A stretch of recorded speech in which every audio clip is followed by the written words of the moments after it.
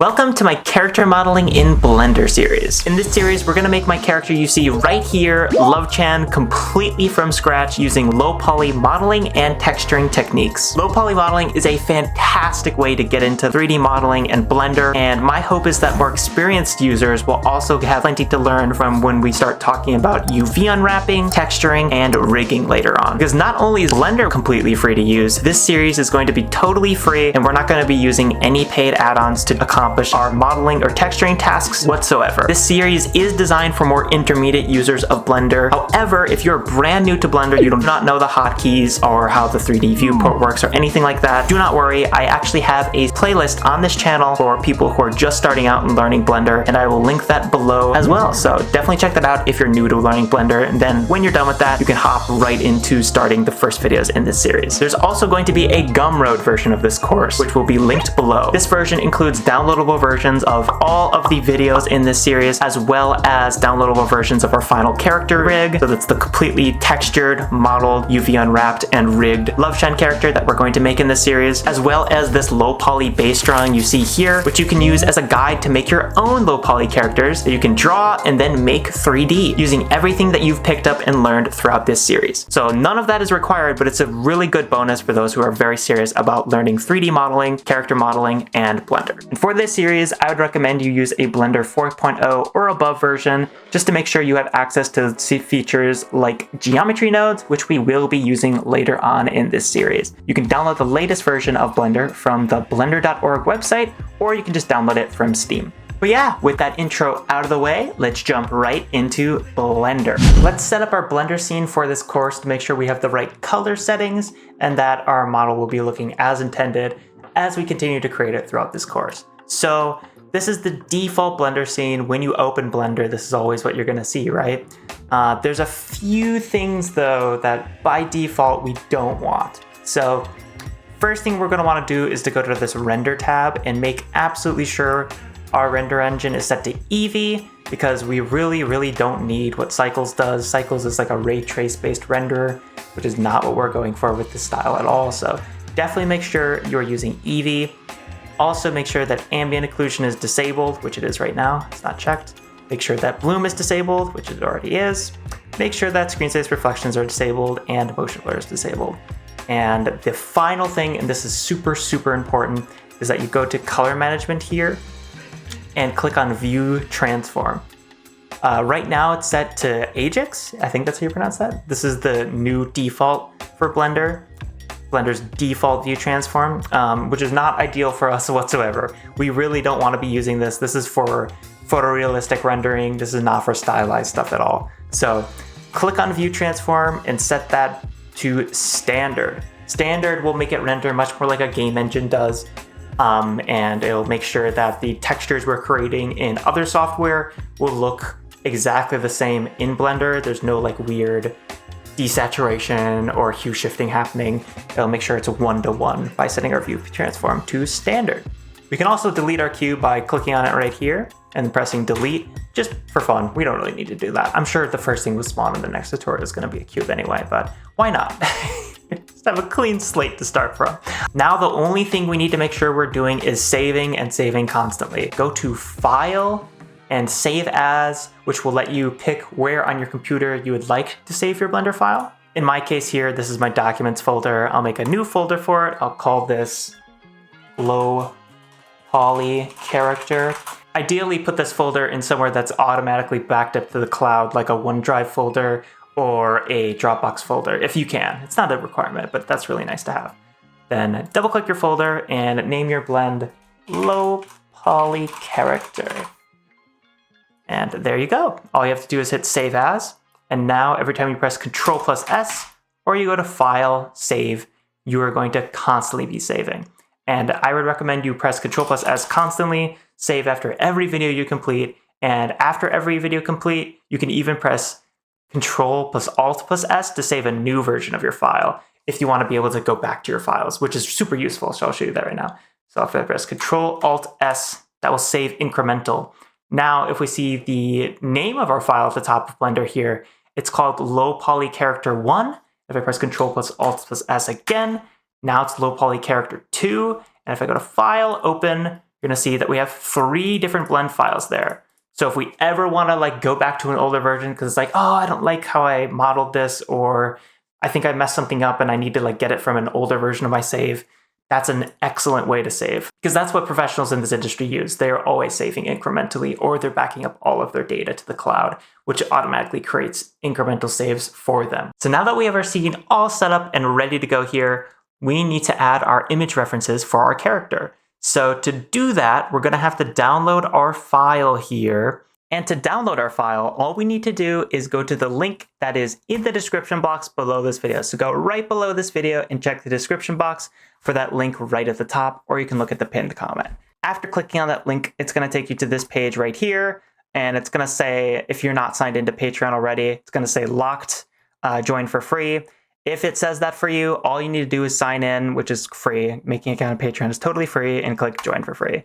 Now you'll be able to access this download, and you can see the full post now. And if I click on lowpolylovechanresources.zip, either right here or here, that will download everything we need onto my computer. It's gonna ask me where I wanna save this, and I'm just gonna save it to my downloads folder. And we can see that the download has started. So that's all you have to do. So click on the link below, create a free account if you don't already have a Patreon account, and join my Patreon for free. As a member, you don't have to pay any money. Just join for free, and then you'll be able to download this. And you can download this on my Ko-fi page as well. Once you have downloaded this file, and you can put it anywhere on your computer, doesn't really matter. All you need to do is right click on it and press extract all. You're gonna see this little thing pop up here, press extract. And now we're gonna have a folder with all of our stuff we need in it. So there's a bunch of files in here, but the ones we really only care about are Love-chan front view and side view for now. So I'm gonna save myself some time and right click right here and press copy address. Then I'm gonna go back to Blender. And now I want to spawn in those image references. So to do that, I press Shift+A to open the add menu. Remember we talked about that earlier, how to add things to Blender. You press Shift+A for add. Then we wanna go to image, then reference.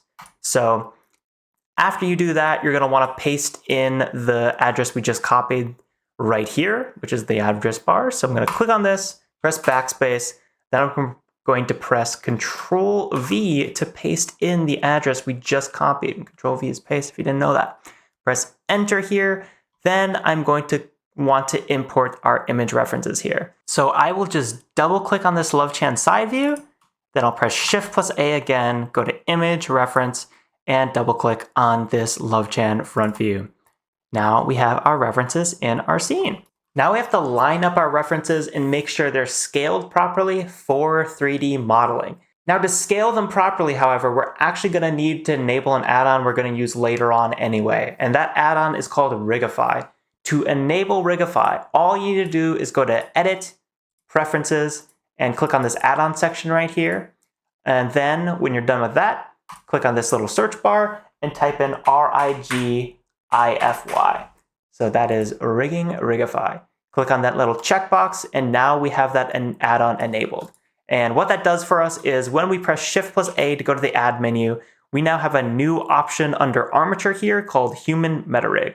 So click on that option to have our human metarig in our scene for us. So we don't actually need to use this human metarig, but it's really nice for scale reference because this is a human being at the end of the day, and we kind of want it generally human being sized. So now all we have to do is select both of our references here, which I will do by click dragging them like so and making sure they're both selected, which we can see in our outliner, they are both selected. Then I actually want to go to the front view here, which I can do by clicking this little Y right here in the top right of our 3D viewport. Now we're in front orthographic view, which is perfectly flat. There's no perspective, which is perfect for us. Then I want to, and I just saved, remember to save. Now I want to reset our transformations here. So I'll press Alt-S, Alt-G, Alt-R. If we press R, we're gonna see that we're rotating along the wrong axis. We want to be rotating along the X axis. So I pressed R and then X. So again, with both of these selected in the outliner, press R, then X, then punch in 90 and press enter. Now we want to get our scale correct, and we can do that by pressing G, scaling this down, pressing G and then Y, G and then Z to move this up. Then we can press S to scale this up again, And that's getting pretty darn close, actually. So I'll move this down, pressing G and Z, like that. But it's a little hard to see if my foot is being aligned here. So we're gonna fix that by making these transparent. To do that, all you need to do is click on them. You can either click on the 3D viewport or the outliner. The outliner is a little easier. Then click this little opacity checkbox and set it to 0.5.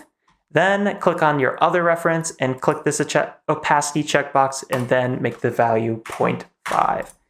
Now we can kind of see where we're at a little bit easier because we want to zoom in here and make sure that our feet are aligned with the ground plane. That's really important. So I'm going to click on both of these empties by clicking the first one and then shift clicking the second, then pressing G and then Z. And now our foot is perfectly on the ground plane. I don't think it's actually centered though, because the ground plane is actually indicated by this red line you see here, and the Z axis is indicated by this blue line, so that's kind of our center. So we actually want to move our reference on the X axis a little bit more like that, just so that it's nice and aligned. GX. Yeah, something like that.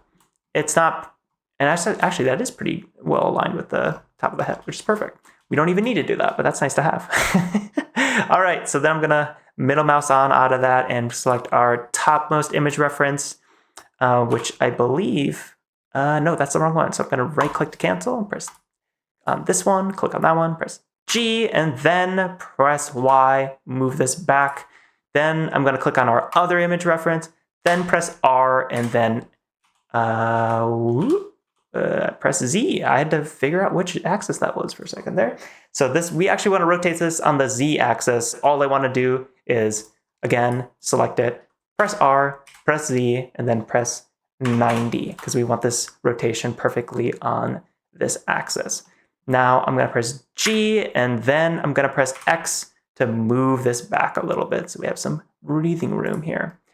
Now, if we go to our front view, it looks like this is really nicely aligned. If we go to our side view, this is not super nicely aligned because we can tell just by looking at this, this is generally where the top of the head is supposed to be. Our top of the head and our reference is like right here. So that's not ideal. And to fix that, we can just press G and then Y to just move it along the Y axis and kind of line it up like so. Again, this does not need to be perfect, but we can see here that, oh, look at this. The Y is perfectly aligned with the foot right there. So that's great. The top of the head is basically aligned with the top of the head for the Rigify rig here, which is awesome. So by middle mousing on out of this, we can see that things are looking pretty good. So in this tutorial, we fixed the color management right here so that things are going to line up perfectly color-wise when we start importing our textures and applying them to our model. We also learned about saving in Blender and saving incrementally. And we also got our references set up on both axes and spawned in our meta rig so that we'll be totally ready to start modeling our character in the very next video. So if you're serious about learning how to make your own characters in 3D using Blender, check out the Gumroad version of this course, which is linked right below. It includes the final fully textured and rigged Love-chan model that we're going to create in this series, downloadable versions of all the videos in this series as they're released, a low poly turnaround drawing that you can sketch your own characters onto, which you can then 3D model using everything you've learned in this series. And it also includes a bonus video series that introduces you to the fundamentals of using Blender, with even more content coming soon. To learn more, click the link in the video description below. Now we can click on this Rigify rig and just press H. That's H on your keyboard to hide it because we don't need that right now. Now let's model our character, starting with the feet. So this is not actually going to be very difficult. All we need to do is press Shift plus A, then go to the Add menu, Mesh, Cube. Click on Cube, and then from there, we are not going to want to edit this object in object mode. We actually want to edit this in edit mode. So to enter edit mode in Blender, just make sure you have your cube selected and then go to the top left of your viewport and click edit mode. Or if you're like me and that's super annoying, you can just press tab. So tab to switch back to object mode and switch to edit mode. Spam tab. So when you are in edit mode, which we can see we are in by looking at the top left of our viewport here, there are 3 different selection modes that you need to be aware of. The default in Blender is this one all the way on the left called Vertex Select. That's what these little edges on our model are. These are all vertices. So if I click on one and press G, I can move it around like that. All the models we're going to be making here are going to just be made up of a series of vertices, edges, and faces. That's all you need to worry about. So that's what a vertex is. It's all these little points on our cube or any 3D model that make up the model, right?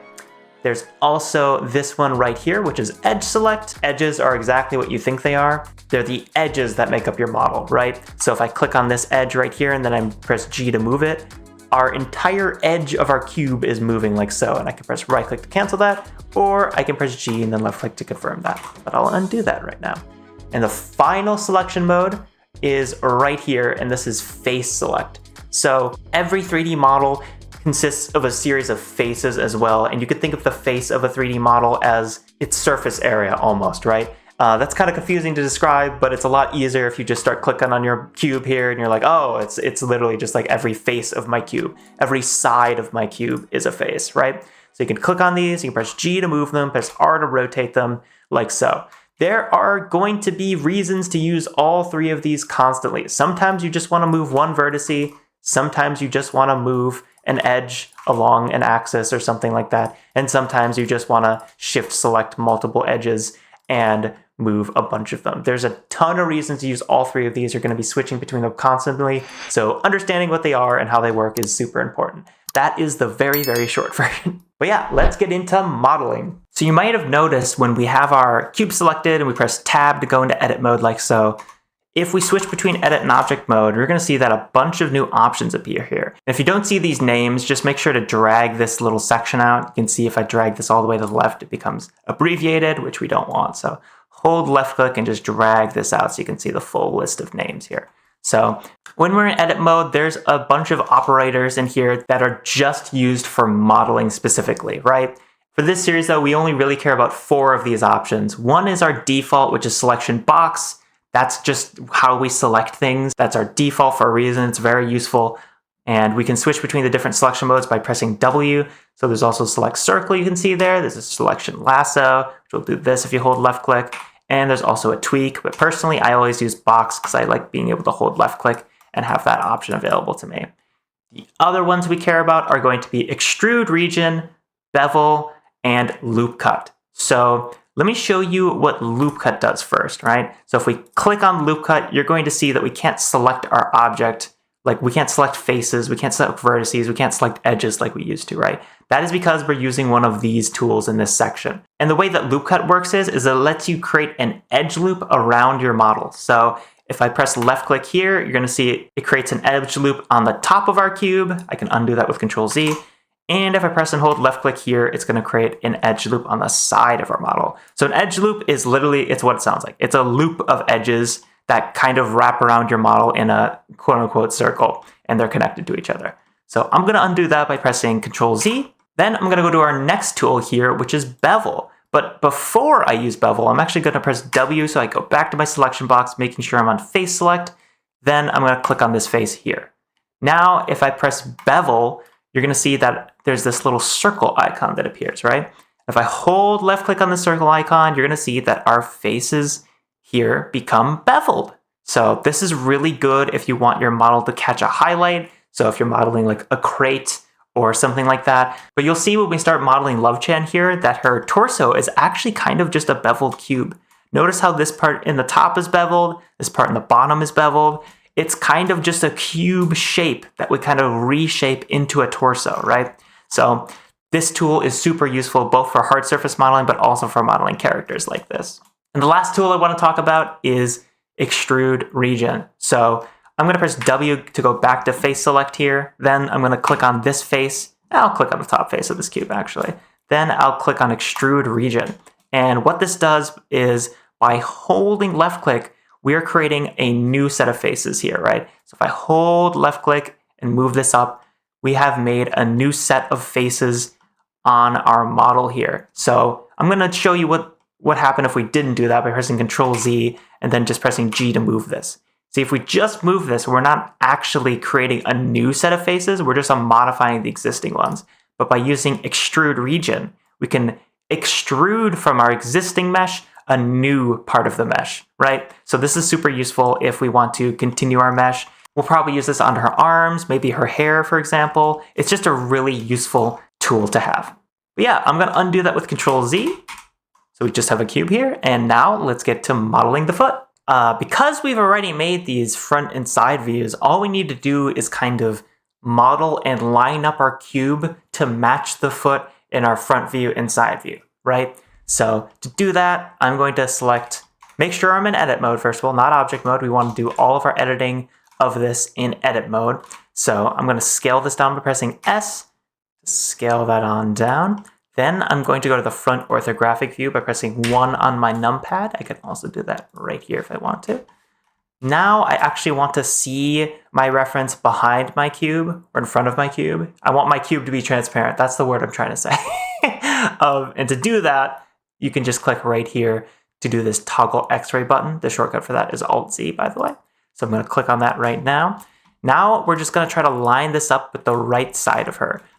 We only need to model the right side of her for now. We don't need to worry about the left because we're just going to mirror all of these and save ourselves a ton of work later on. So I'm going to make sure I'm in vertex select by going up here to vertex selection. Then I'm going to box select these vertices and then press G plus X so that it lines up perfectly here. I'm going to drag, select, box select these vertices, press G plus X, and kind of just line this up. Box select these top two, press G plus Z, like so. Then I'm going to go to the side view by clicking up right here, which I could also do numpad 3. Now I'm going to do something a little weird. I'm going to box select these vertices, press G plus Y, move these over, like so. So it's actually fallen off the side a little bit there. Then I'll box select these vertices and press G plus Y and move them to the front here. Now, remember that loop cut tool we just used? We're going to use it immediately. So I'm going to click on loop cut here. Then I'm going to hover over my cube until this little yellow line appears. You can see it there. Then I'm going to hold left click and move it down to this line on our shoe here. Then I'm going to go back to select box, select both of these verts. Vert is just short for vertice, by the way.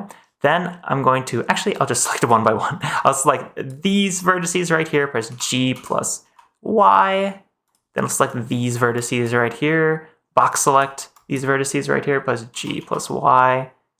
And keep in mind I'm box selecting for a reason, because if I just clicked on one of these vertices, I'd only be selecting one of two. Because remember, go to front view here, this is a box. That's not one vertice we're moving when we're doing this. We're moving two vertices, so it's important to box select so you actually get all of them. So yeah, still not lining up though, and to fix that, we will once again use loop cut. So I'm going to once again hover over my model until that little yellow line appears. Then I'm going to press left click. Then I'll go back to my select box by pressing W.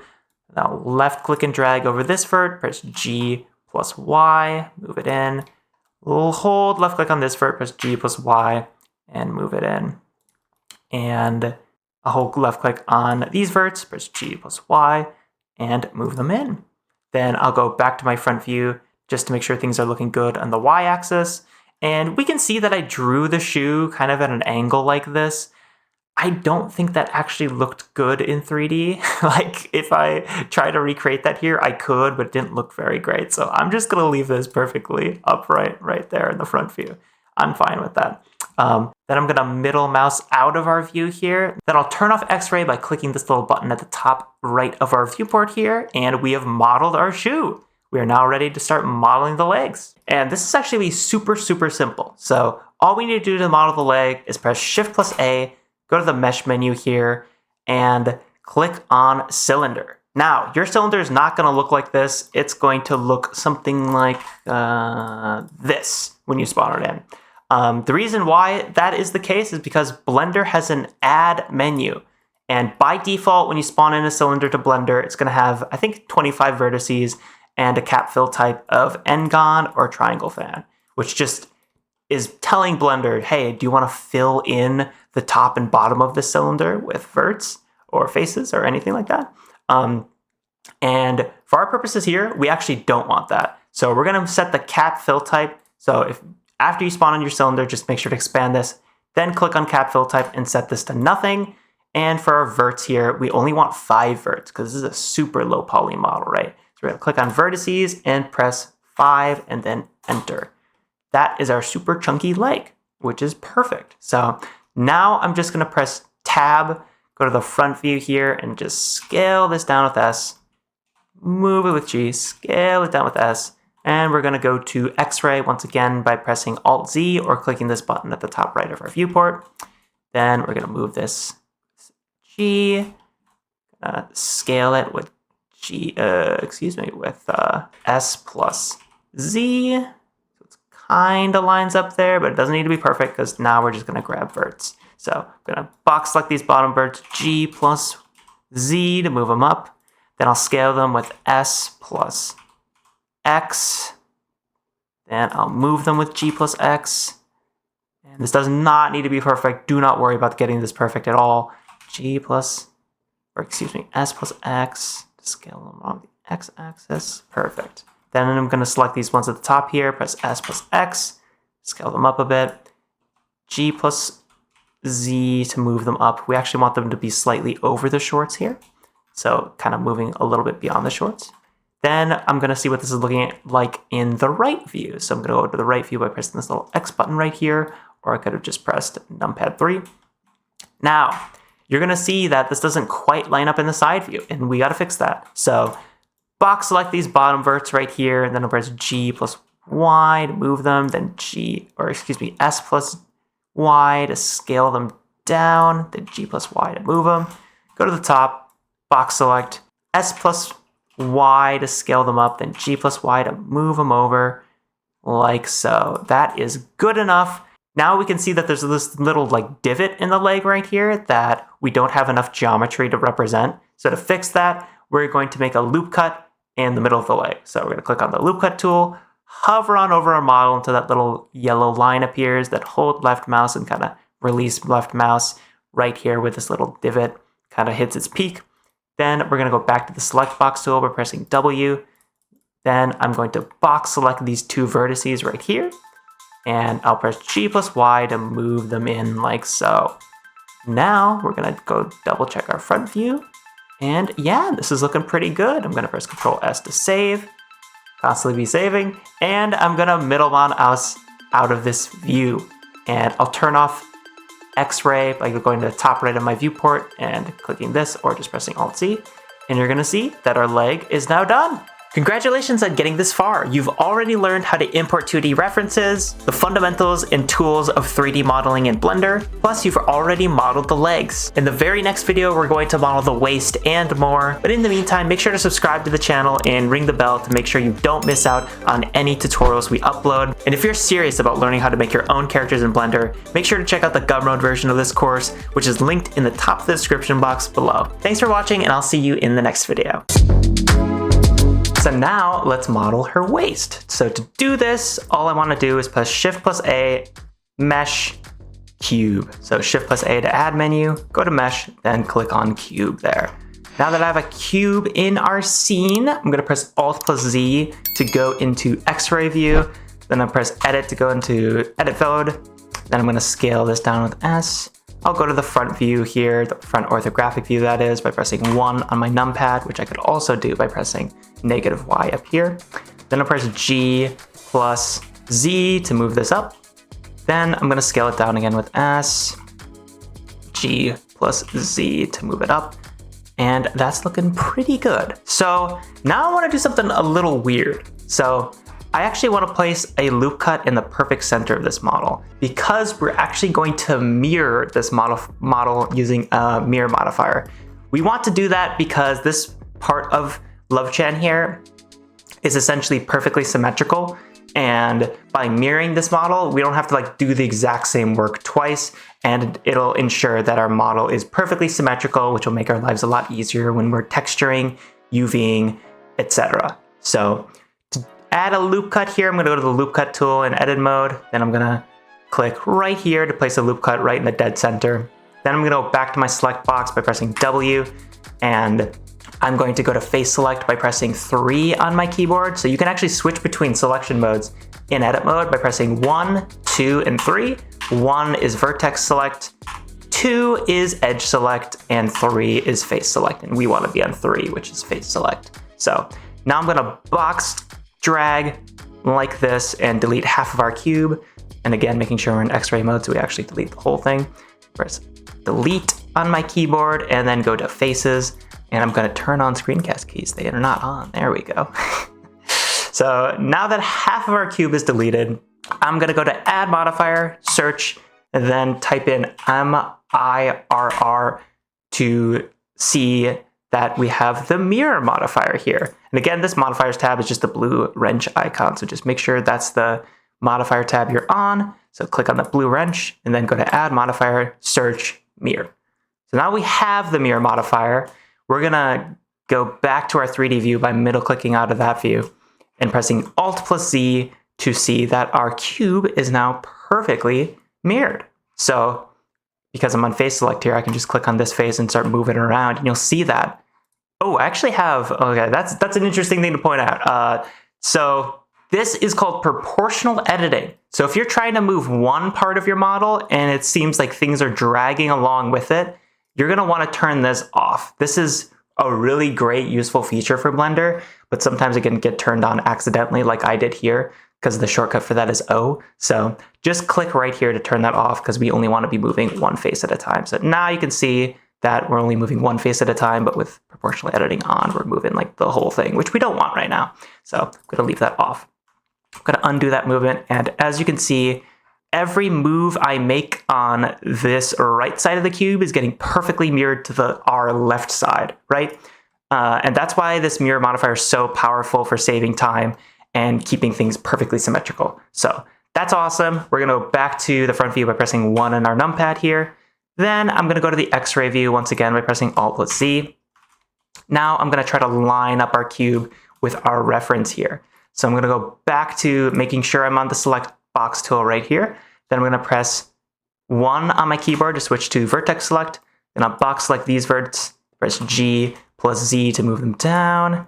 Box select these verts, G plus X to move them over. Then I'm going to click on just these verts or box select just these verts and press G plus X to move them on in. Now this isn't lining up like I want it to, so to fix that, I'm going to make another loop cut right here. And again, it's looking like, oh, it's only doing a loop cut on half of the model.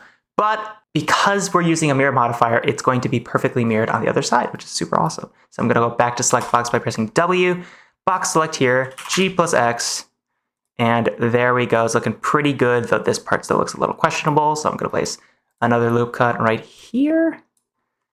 Press W to select box, box select right here, G plus X, and there you go.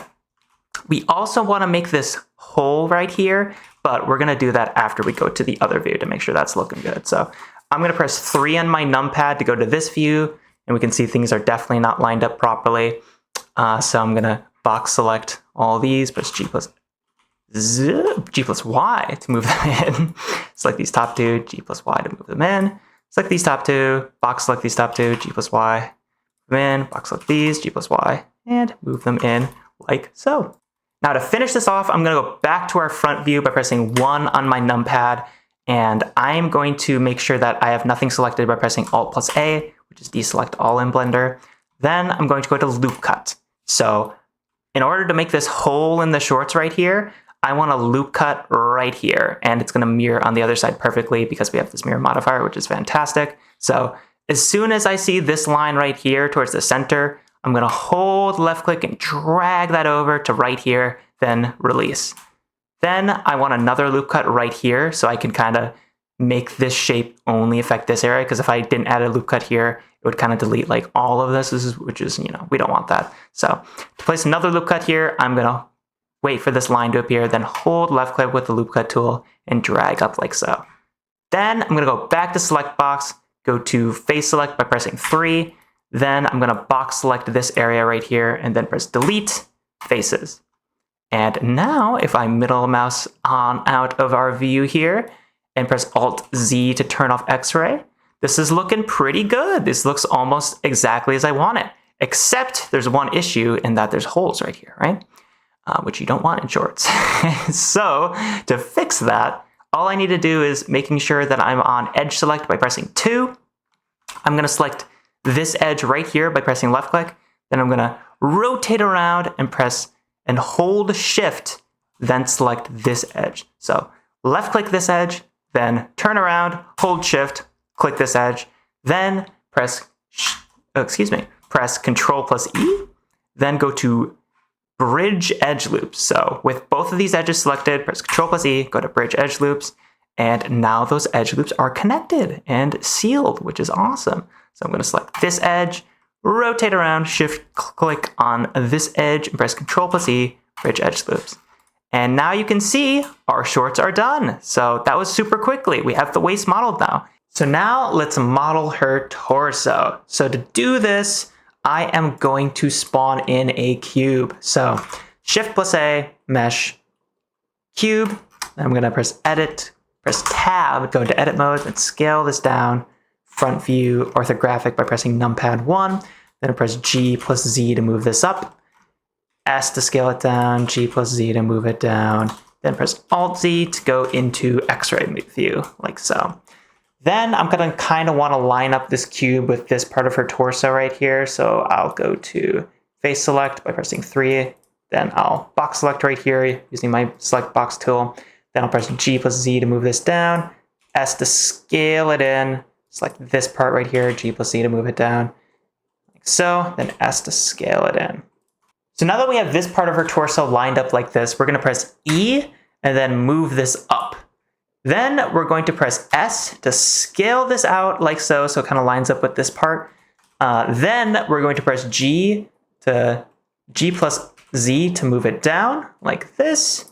Then we're going to press E again to extrude that up. Now let's go to the right view by pressing 3 on our keyboard, and we're going to see that we have a little bit of a disaster on our hand. That's fine. We can fix this. So we will be in face select here, select these faces, box select, G plus Y, move those over. Box select these faces, G plus Y, just these faces, G plus Y, move them over. Then go to vert select by pressing 1, G plus Y, move this over. Vert select, G plus Y, vert select, G plus Y, and vert select, G plus Y. There we go. Now I'm going to go to face select, select these top faces right here, and then press E to extrude, and then press left click to confirm, S to scale these out, like so. Then go back to vert select by pressing 1, G plus Y. Then I'm going to go back to face select here, box select this face, like so. Then I'm going to press E, move this on up, S to scale it on in, press 1 to go back to vert select, G plus Y. That's looking pretty good. I think I want another loop cut here, so this kind of lines up. So I'll go to loop cut, wait for this to get highlighted, hold left click, drag up, release, go to W, make sure I'm on vert select, select these verts, G plus Y, like so. Then I can see this isn't lining up perfectly, but that's fine. You don't need these things to line up perfectly with your concepts at all. It just needs to be that close enough, basically. So I'm going to go to front view by pressing 1 on my numpad. Then I'm actually going to delete half of this. So I'll go to loop cut, place a loop cut in the dead center of our cube like so here. Then I will press 3 on my keyboard and press W to make sure I'm in select box and face select. And I'll box select all of these, press delete faces. Then I'll go to add modifier, search, then click on mirror. And just to save us time so that this is all perfectly mirrored. And then I'm going to press 1 so that I'm on vert select, then click on these verts, G plus X to move them over. This vert, G plus X to move it over.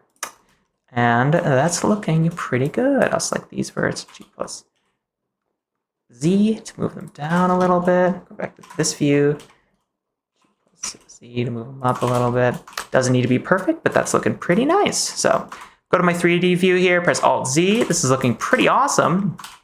It's just this part that we need to add still. So to add that part, all I'm gonna do is go to face select by pressing 3 here, click on this face, and then I'll press E to extrude up. And I'm gonna go to my front view, Alt Z to make this transparent, aka X-ray.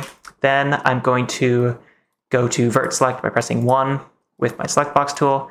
Then I'm going to click on just this vert. So I'm not going to box select. I'm just going to click on this vert. So because I only want the vert in the front. Then I'll press G plus Z to move this down, like so. Now, if I come out of this view, press Alt Z, this is looking pretty nice. That looks like our torso, except this looks a little weird. To fix this, all we need to do is press 3 to go to face select. Click on this face. Click on this face, then press delete faces.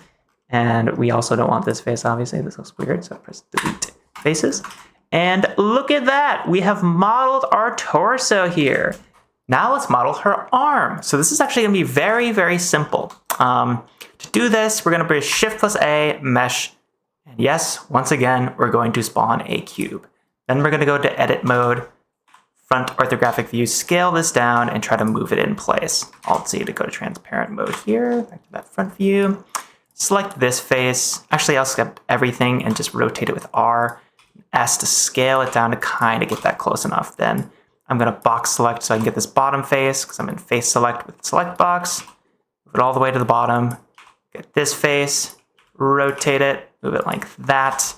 Then I'm just gonna add some loop cuts here. So I'm gonna go to loop cut, drag this down, loop cut, drag this down. I'm gonna go back to select box on vert select, move this over, move this over, move this over, move this over, and move this over, and kind of just line things up in the front view like so. Now, my reference for the side view is kind of bad and useless. I'm gonna be super honest with y'all. You're gonna notice this as you draw on your own character references, like you'll just draw things that as you get into 3D, it'll just not make sense or it won't line up the way you expect it. And I'm just placing more loop cuts here. You can probably just guess what I'm doing at this point because it's kind of repetitive in a good way. So I'm gonna box select here, move this up, but yes. So now this is looking like basically perfect in front view already, right? This is looking nice. But if we go to our side view here, it's kind of useless because this is kind of in perspective, which is not super useful for us. It's kind of useful for topology reference, but that's about it. So I'm going to go to back to our 3D view and press Alt Z to see how this is looking. And this is looking pretty good. The only thing that I can tell by looking at this is that I actually might want this in a little bit more. So I'll go to face select, pressing 3 here, select this and this side, and then scale on the Y-axis in a little bit. Select this and this side and scale. Actually, no, that's fine. Yeah, that's fine. I'll actually scale this out a little bit in general so it's more square. So I'll just select all by pressing A, press S, and then Y. Scale that out in general. Then I'll move this a little bit to the side because I can just tell by looking at this in 3D that kind of intersects in a weird way. So I'll just, with everything selected in edit mode, press G, then Y, G, Y. And that, my friends, is looking pretty good. We've modeled our arm. Now let's model the hand. Once again, this is pretty simple stuff. Shift plus A, mesh, cube, tab to go to edit mode, S to scale it down, front view orthographic, G to move the cube over, R to rotate the cube, Alt Z to go into X-ray mode, scale, rotate, move, rotate, and move. So now I'm going to try to line up these verts here, making sure I am in vertex select with select box like this, move, box select, move, etc., etc. Then from this point on, we're going to do something a little different. I'll move these back a little bit. Why not? But now I'm going to press 3 while with select box active to switch on over to face select. Then I'm going to box select this face right here and press E to extrude from this point. Now I actually want to press Alt Z to exit my X-ray mode because I want to do something a little different here. We want this to kind of converge to a point right here, right? And to do that, we need to merge these vertices, first the front verts and then the back verts on this cube. So to do that, I am going to go to vertex select right here, making sure I am not in X-ray mode. I am in, just plain no X-ray view, what I don't know what to call it, opaque mode, whatever. So select this vert right here, then shift select this vert, Then press F3, which we have not done yet. This is like how you search to do commands in Blender, which can be very helpful sometimes. Press F3 with those two selected and then type merge. Then you're going to see this option, mesh merge at center. Click that option. Then click on this vert right here and shift click this vert right here. Press F3 again and you should see merge at center right there. But if you don't, just type merge again and you'll see mesh merge at center. Click that. Then press Alt-Z again, box select these verts and kind of line them up and make sure things are looking good here. Looks pretty good to me. Gonna go exit out of X-ray by pressing Alt-Z. And that's looking pretty nice, but is not aligned correctly. So I'm gonna go to the side view by pressing 3, Alt-Z for transparent, then Alt-Z so it's opaque again. I'm gonna press G plus Y to move this over. And that's looking pretty good, though it looks a little flat to me. So personally, I'm gonna select our arm again, press Tab to go into edit mode. I'm gonna scale this on the Y-axis a little bit more. Again, you don't need to do this, but I want to because I think it'll look a little better. And I'm gonna go back into object mode by pressing Tab. I'm gonna click on this object, press Tab to go back into edit mode, press A to select all, and S, Y to scale on the Y-axis. Just make this a little wider because I think that looks a little nicer.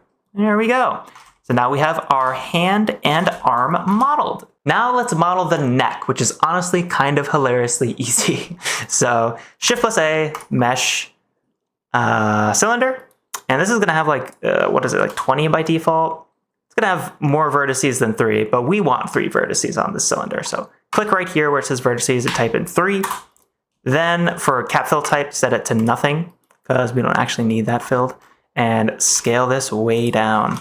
Then go to the front view here, GZ to move it up, Alt-Z, S, GZ down, scale like so. Then go to side view with numpad 3, GY, GY, then SY, scale up on that axis, GY, front view with 1. It's looking pretty good. And then press Alt-Z to see what they were looking like here. That's looking nice. I will go to the front view, Alt-Z, box select all these bottom ones, and then move them down. Ooh. GZ to move them down a bit. And Alt-Z again. And we might do some things to hide this a little bit more in future, but that's our neck. It's very, very, very simple. You don't actually need more than this for this kind of art style. And this is exactly what they do in Mega Man Legends, which is what this art style is very inspired by. So there you go. That is the neck. In the next video, we're going to model her face. Congratulations on getting this far. You've already modeled most of Love-chan. In the next video, we're finally going to be modeling the face. Remember to check out the Gumroad version of this course, which is linked in the video description below, and get it today if you want the absolute best value and bang for your buck on it. Please comment below and like the video if you find this series helpful, and subscribe and hit the bell so you get notifications and you never miss new content arriving on this channel. It helps a ton. Thank you so much for watching, and I'll see you in the next video. Let's model her face. Now, this can be very complicated, but it's really not too bad if we simplify it out. This is one of the hardest things to model in 3D, but we're gonna do some things here to make our lives a lot easier, including clicking on our reference here in object mode, lowering this opacity down a bit, like so. And we're also going to be using a new tool called the knife tool. But before that, let's look at what we're gonna be making here. This is what we're going to be modeling, right? And we can see here that this model is actually not too complicated.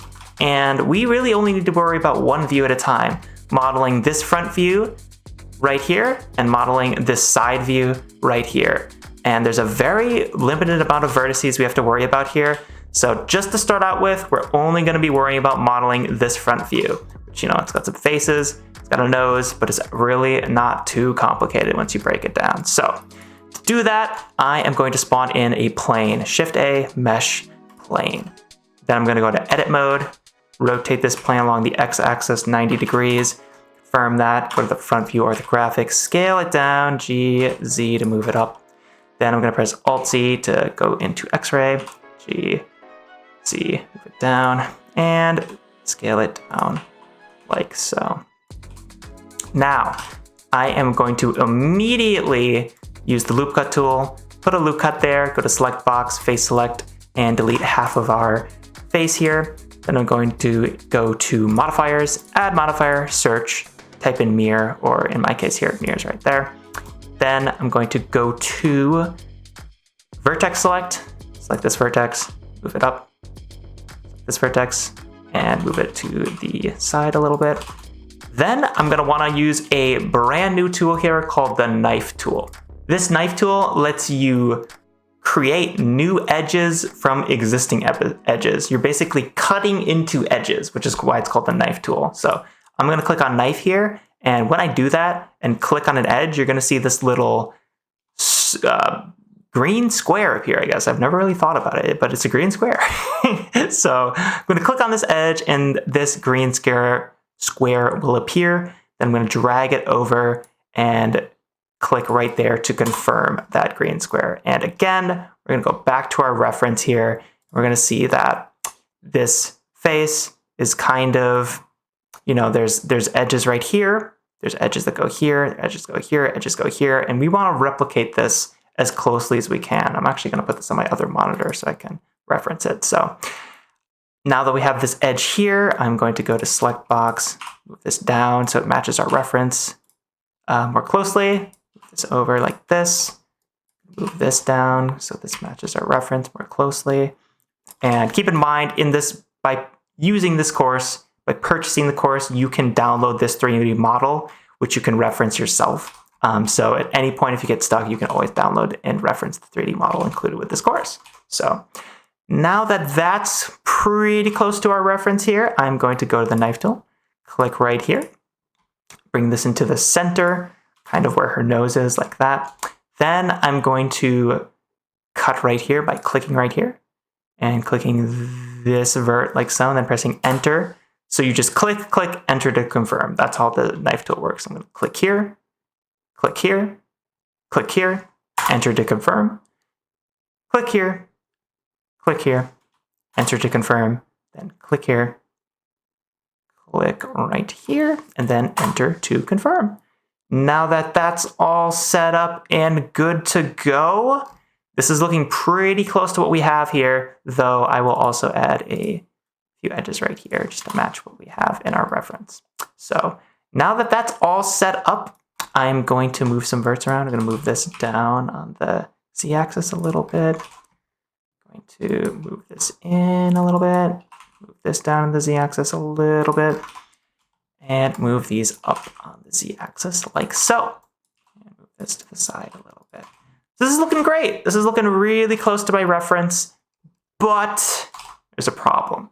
And our problem is if we move out of the front view here, this is perfectly flat. So we totally nailed this view. Like if we go to the front view here, this looks like really similar. But the problem is, if we go to the side view, it's totally flat, right? Whereas if we go to the side view of this, our reference, it's not flat, it's 3D. So now our job is to match what the side view of our reference looks like here to the side view in our scene. So to do that, I'm gonna select the nose and just press G and then Y to move that out. Select this, G, then Y to move that out. Select both of these, G, Y to move them out. Then I'm gonna go to numpad 3 on my keyboard. And then I'm gonna try to line these up with our face here. Oops, numpad 3, my bad. That wasn't the correct orthographic view. So now I'm gonna move these over by pressing G plus Y. This over by pressing G plus Y. So move this in. Kind of rotate these like this. Put this down. Put this up. And put this maybe even a little further up. Kind of just move things around like that. And I can see just by looking at this, like our nose is supposed to be, there's a point out and then we have this triangle shape. Not the case with this right now. So we have to move this back, move this down, move this up. And I can see that there's two verts here, which we don't want. So to fix that, I'm gonna select this vertice, then I'm gonna select this vertice, then press F3 to go to the search function and type in merge. now I've typed in merge, I'm going to do merge at last. And that's looking pretty good now. It's kind of what we want it to look like. Again, I'm just referencing my 3D model here of the final Love-chan, and this is looking pretty good, pretty close. You can see that this is way over. This is also way over on my reference here. Like these are way over, and it doesn't actually go that far back because that just gets filled in with hair later on. At least on mine. Yours might vary. You can always change that up. And yeah, now I'm going to go to the solid view and try to recreate this, this pattern here where we have the under jaw and these like edges right here. So I'm just comparing, okay, where are there edges on my reference, which I can see like here, edge, edge, edge.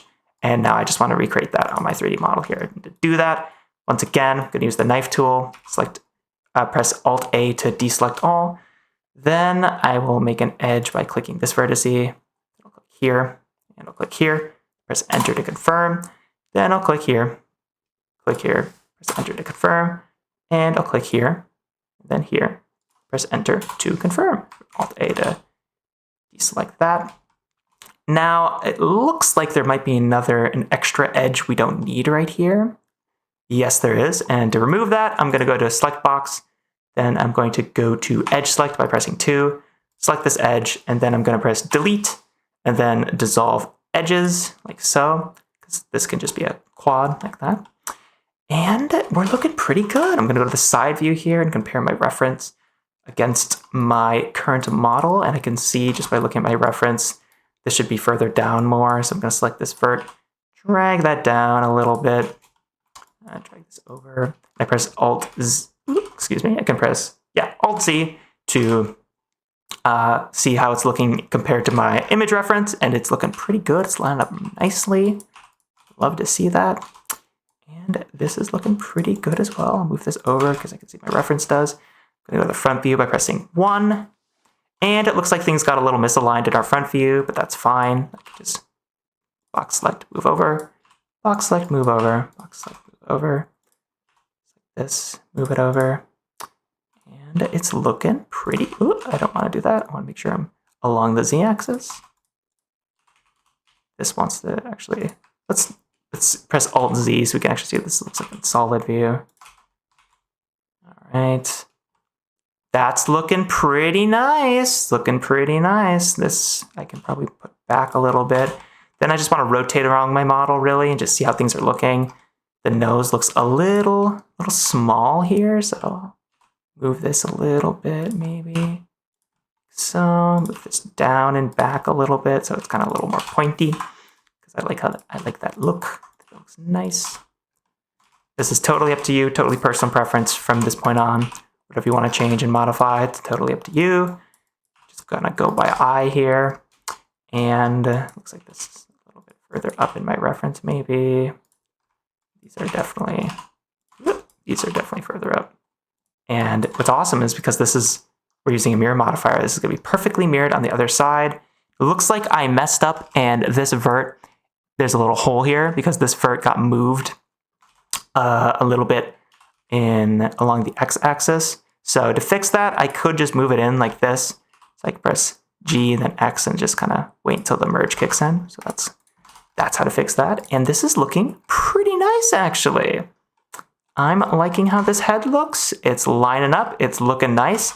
And I think it matches up with our reference quite nicely. So our reference here looks spot on. Go to the front view.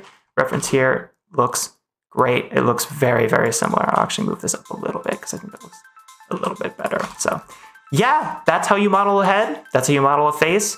Remember, you can always find references for 3D models online. There's a really good resource called 3D Modelers Resource, or rather, the Models Resource.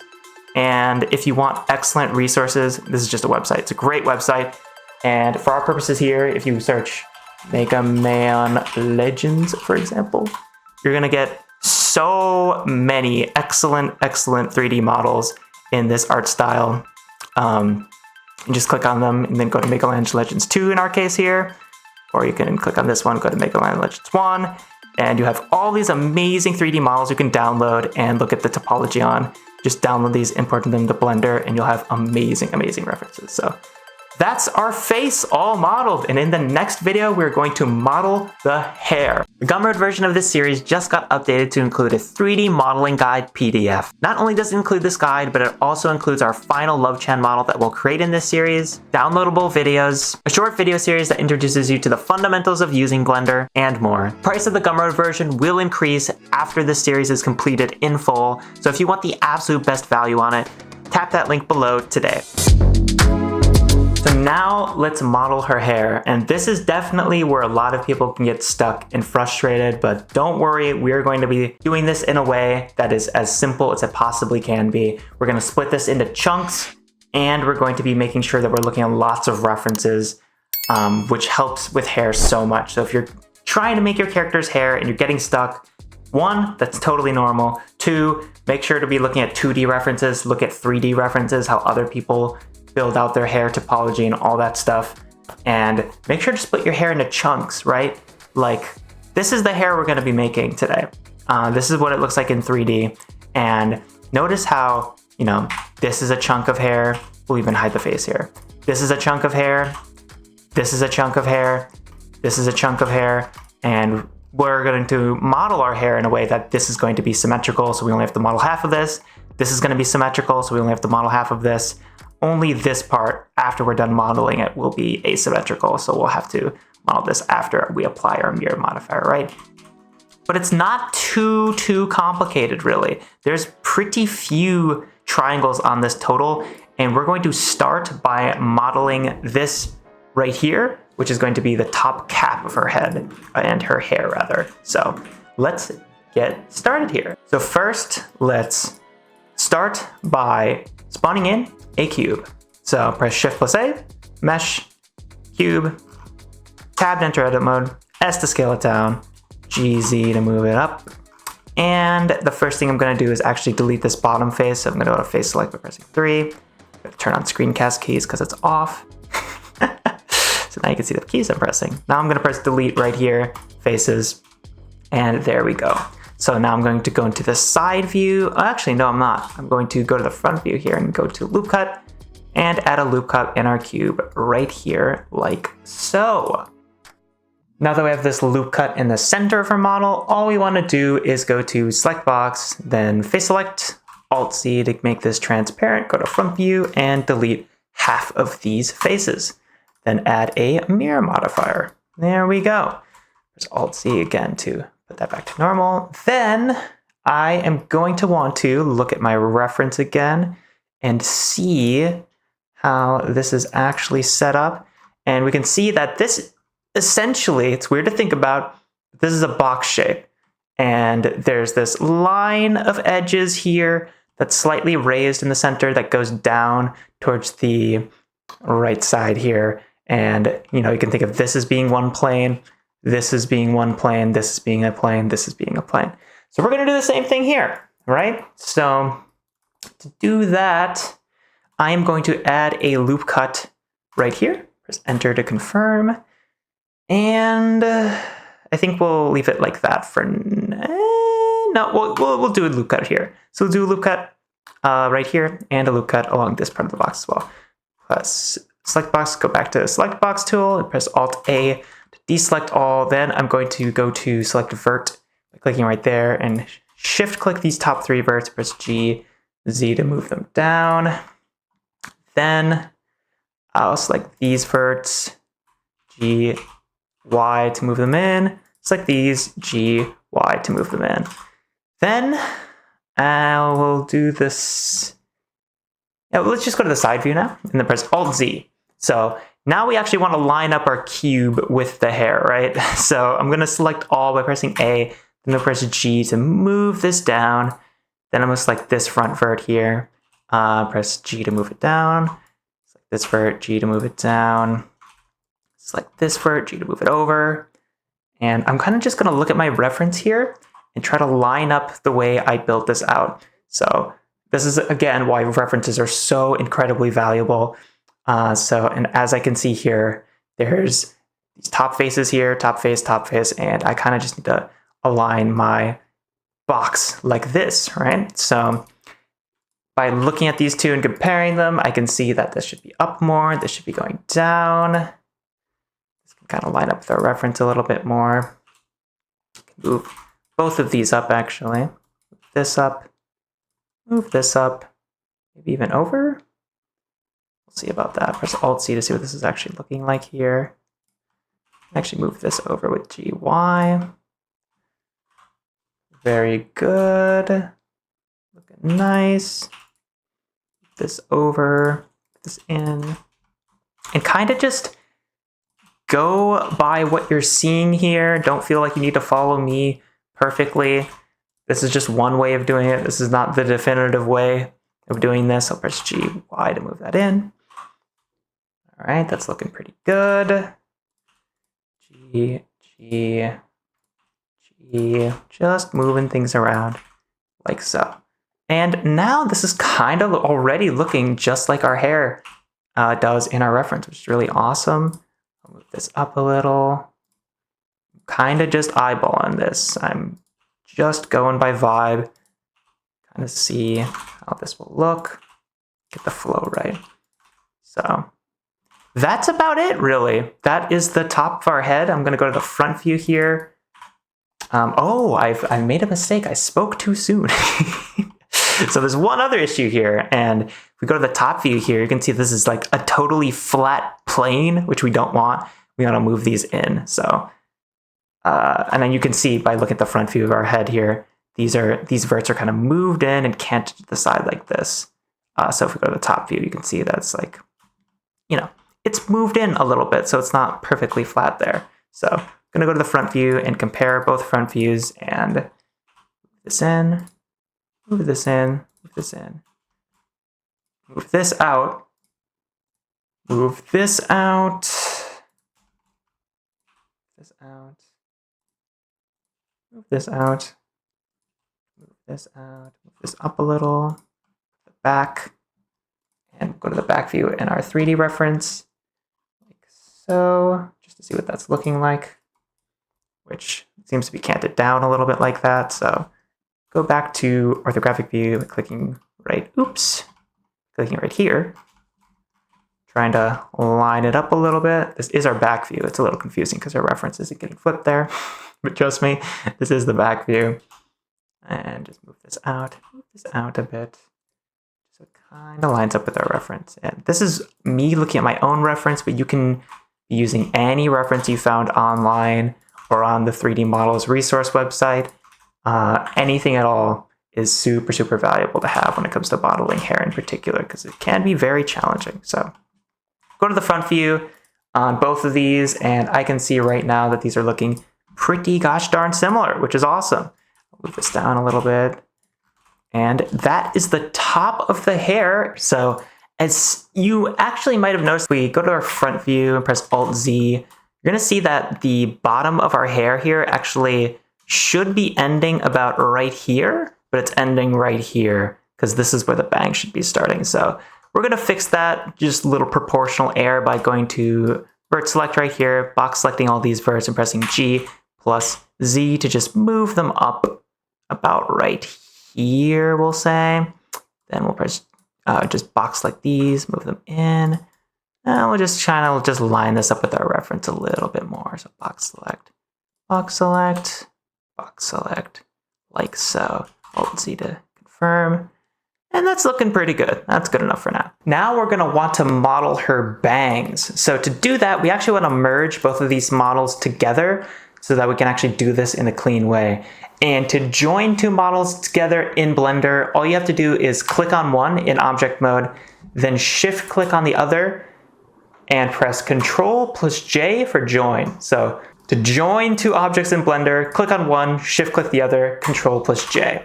Now this is one model, which is really useful for our purposes here. So I'm going to go to the front view, pressing numpad 1, enter mode, press enter to go into edit mode. Then I'm going to go to vertex select, and I'm actually going to move these up a little bit. So that's kind of, because I noticed these are a bit low and should, for topology purposes, be a little bit higher. So I'm going to click on both of these verts, press G plus Z to move them up gonna come out of my camera view here and click these two verts. Just one, then Alt-Z so I can see what I'm doing. Then press G+Z, just move them up kind of about right here. And G+Z to move that down a little bit, like so. That's a lot better. So then I'm gonna press Alt-Z to get out of X-ray view. Press 1 to go to the front view. Now I'm going to model in our bangs. So to do that, all I need to do is press 2 to go into edge select. Then I want to click on this edge right here. I want to shift click this edge right here. And then I'm going to press E to extrude these edges out and create some new faces here. Then I'm going to go to the side view by pressing 3 and just move these forward a little bit. And go back to the front view by pressing 1. I'm going to click on this edge right here, press E to extrude out, then M to merge at center. Press 1 to go to vertex select. Then kind of move this around, move this down a little bit, give that some more character, move this over here. And I'm gonna press Alt-Z, and I actually don't need both of these verts here, I only need one. So I'm gonna click on this vert, then a shift click on this vert, press M to merge at last. There we go. It's looking pretty nice indeed, looking pretty cool. So the only other thing I wanna do to our bangs here is add some volume over here. So press Alt-Z to get out of X-ray view here. Now I'm going to notice something important here, which is that these two verts are actually combined on my reference here. So I'm going to replicate that here by clicking on this vert, shift clicking on this vert, and press M to merge at last so that these two verts are now one, which is pretty cool. And now I'm going to press 2 on my keyboard, just click on this edge, then shift click on this edge. So click and shift click this edge, then press E to extrude from this region. So now I can see that in my reference here, I'm going to go to vert select, click this up. I can see that these are both one. So because this is only a triangle, not a quad. So I'll click on this vert, then shift click on this vert and do M, merge at last. And that's looking great. Gonna go to the side view. Both of these, make sure this is looking good. Gonna move this a little bit down like so. See to move that over. That doesn't need to be perfect.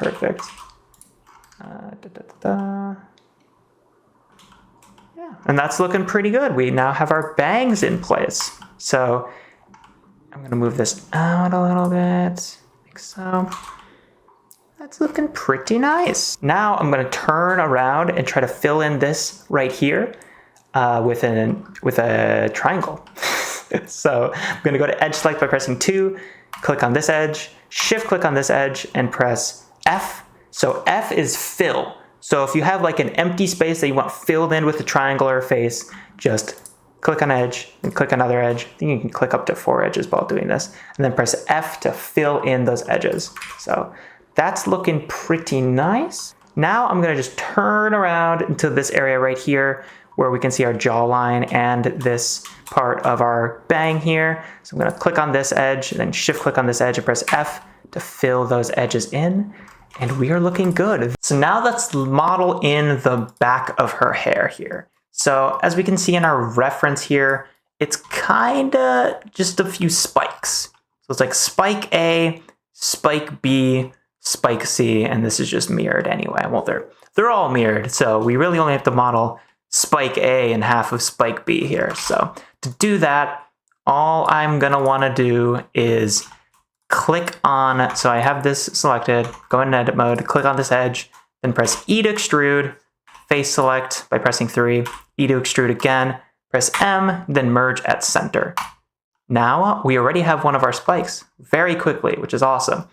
So I'm gonna go to vert select, G, drag this down. I'm gonna move this vert a little bit more in, so G plus Y to move it in, G plus Z to move it up, like that, G to move it over, and that's looking pretty good. Doesn't need to be perfect though. So now that I've done that, all I want to do is model in this third spike, and to do that, this is going to look a little weird. First of all, I'm going to go to object mode, click on this and hide it because it's super annoying and in our way. Then I'm going to go click on this, go to edit mode, edge select by pressing 2. Then I'm going to extrude from here. Then I'm going to face select, click on this face, extrude out from this face, like so. Then I'm going to press M to merge at center again. And this looks a little odd, but then I'm going to go to vert select, click on this. Then I'm going to press N, go to item, and where this you see this X value, click on that and set it to 0. That will just ensure this is on like the perfect center of our model here. So that's fantastic, and we want to do the same here. So click on this vert, X, 0. Click on this vert, G, Y. And it still looks odd because this is like not where it should be. I'm just going to move that down. So these two verts should actually be combined. So I'm going to click on this vert, shift click this vert, M to merge at last. There we go. Look at that. So there are our hair spikes. G plus Y to kind of move this out a little bit. Kind of just moving this around to taste. Don't feel like you have to follow me exactly here at all. I'm gonna go to the side view, move this in, these down. And this is kind of like a reference, but also not really. It is a little different, honestly, because you're not usually gonna have these things be one-to-one with your reference. Just move this up. Just, undo that. Move this in. And now we have the back spikes of our hair in place here. Now, in the next video, we're going to model in the bottom.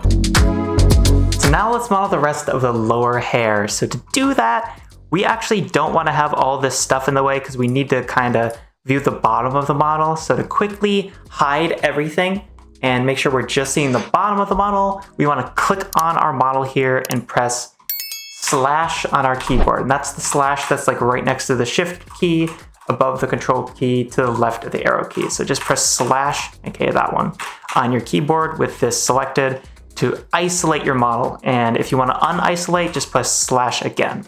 So click on a model, press slash to isolate your model, so that's the only thing that you're actually seeing.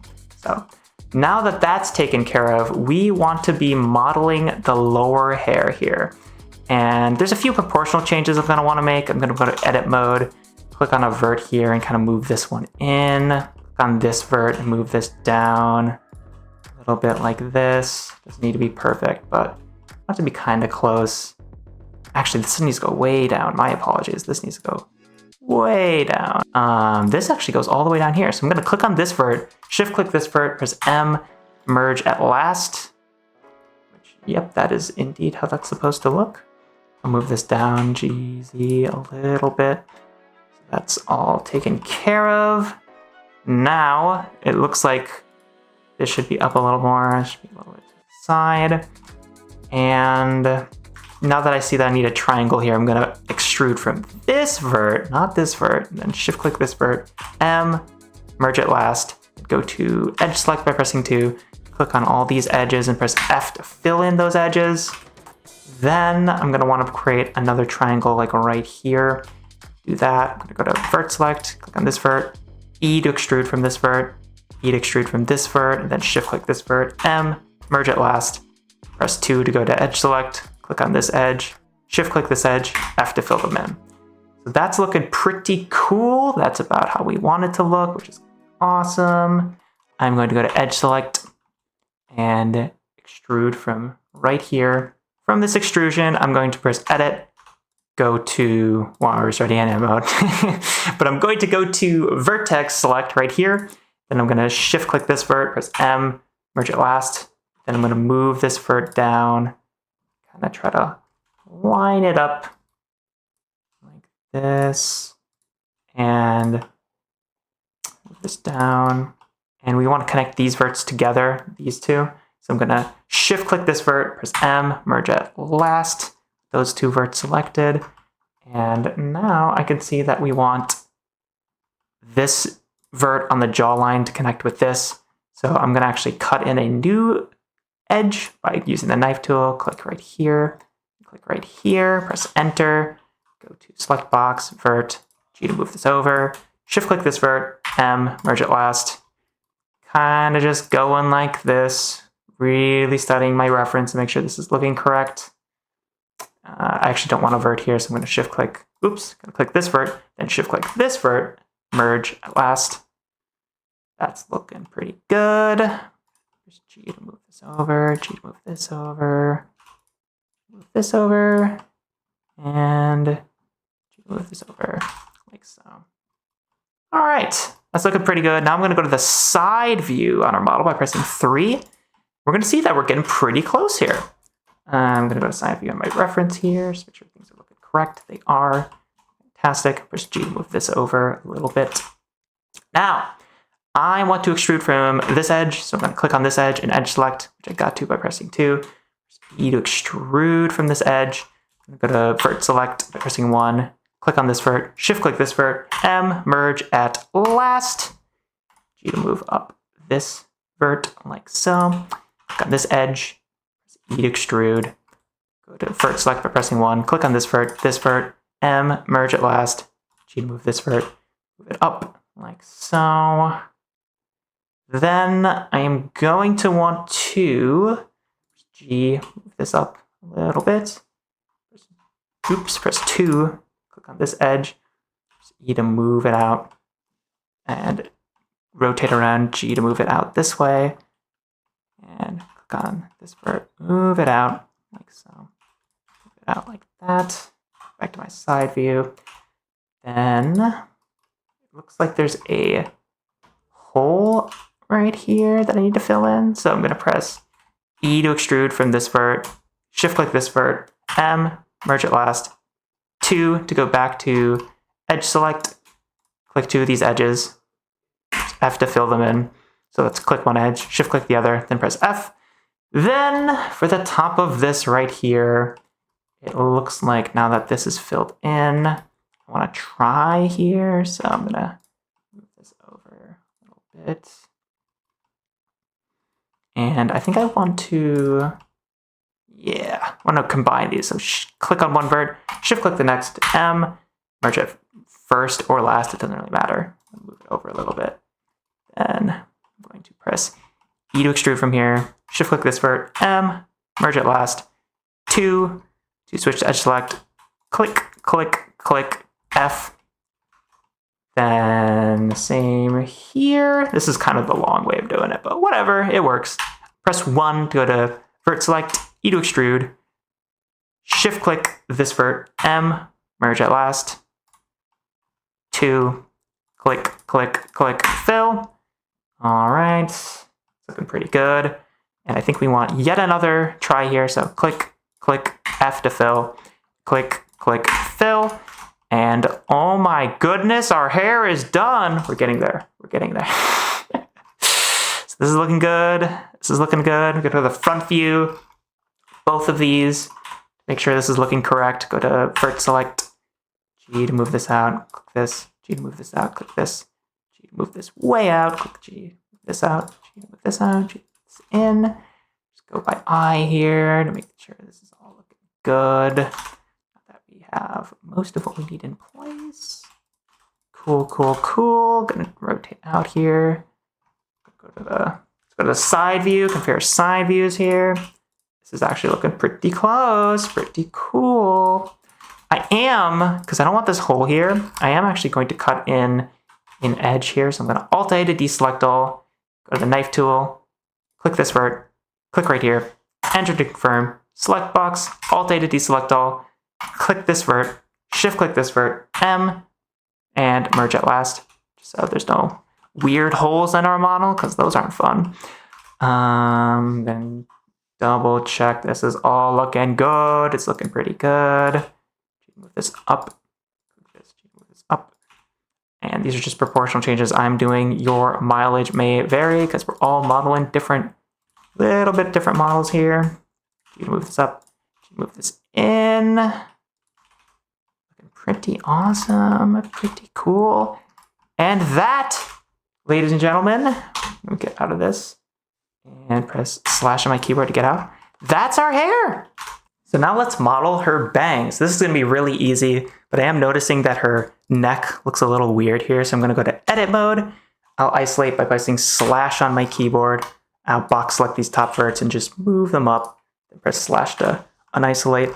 And that is looking a lot better. All right, so now to model her bangs, we're just going to the front view by pressing 1 of our keyboard, go to the edit mode, and we're going to apply, not going to edit mode yet. We're going to be in object mode. Then we're going to go to our mirror modifier and apply it. So just click apply right there to apply modifiers so that we can actually edit both sides of our model in edit mode now, which is really useful. So to add the bangs here, all I'm going to want to do is press T to open this knife tool, or to select the knife tool rather. Then I'm going to click from right here to right here and press enter. And I could also press Alt H, I can go to object mode and press Alt H to bring back my reference here. I'm going to hide this skeleton because I don't want to see it. I don't want to see a skeleton. I'm going to go to front view, pressing numpad 1 on my keyboard, press Alt Z to kind of view my reference here. Press Alt Z again to hide that. Then I'm going to go to edit mode, select box, edge select, and I'm going to press G. I'm going to press E to extrude from here. I'm going to move this over a little bit, press M to merge at center, go to vertex select, scooch this on over. I'm actually going to scooch this on over, scooch this on over, scooch this on over, and scooch this on over with GX.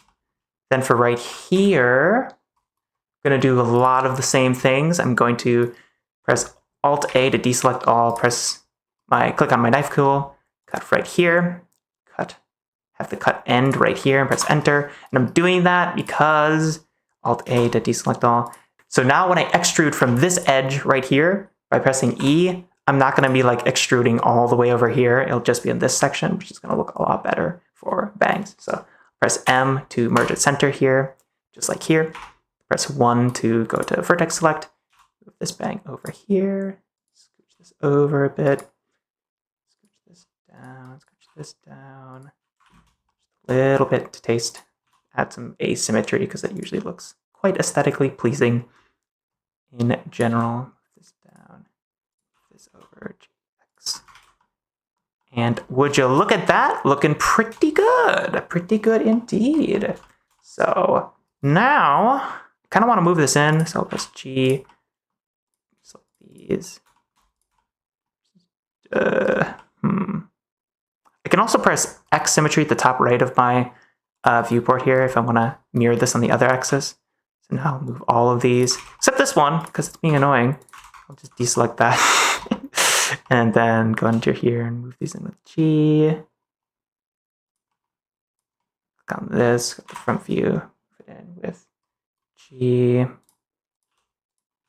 Click on this, move it in with G. Move this around G. So now it's asymmetrical, which is fine. Nothing wrong with that in a 3D model. It can look a little bit more aesthetically pleasing. And right there are our bangs. I'm also going to want to add a mirror modifier to everything that is not mirrored in our scene yet. So I'm going to exit edit mode, click on our foot, go to the modifiers tab right here, add modifier, mirror, click on the hand, add modifier, mirror, arm, mirror, leg, mirror. And look at that, our model is done. The 3D modeling section is now complete. And in the next video series, we're going to talk about doing our UVs and textures on our character, which is probably the most anticipated part and most requested part. So I'm really excited to get into that. I'll see you in those videos really soon. So make sure to like the video, comment below if you enjoyed it, and subscribe and turn on the notification bell to make sure you never miss out on future Crashsune Academy videos. When I was going to animation school back in 2021, I cannot tell you just how much I absolutely hated UV unwrapping. I despised it. When I watched all the videos we had explaining how UV unwrapping worked and how it's just like wrapping a gift, and I heard that over and over and over again, and it just did not make sense to me. I did not understand it. It felt like I was pulling teeth out. It was torture. I absolutely hated UV unwrapping. I avoided it like the plague. I procrastinated on it as if it was math homework. It was not fun. It was boring. It was frustrating, and it did not make sense. But after literally years of frustration, I figured out that, wait a second, UV unwrapping is actually not that frustrating at all. It's actually very simple, and I'm about to show you a super quick way we can UV unwrap our models. Let's get into it.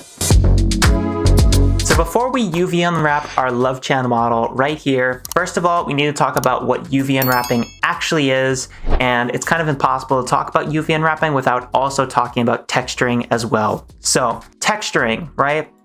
That is actually typically done after UVs. So if we want to take a broader view here and think about how this process works, we start off with our concept. That's our drawing. That's the illustration that, kicks off our character model in general.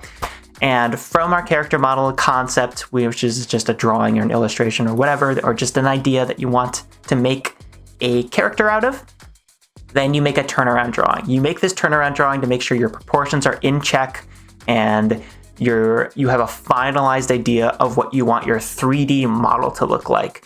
And not only that, you also want to color it so that you have reference for when you get into the texture painting part of this process, which is what we're going to be talking about today, right?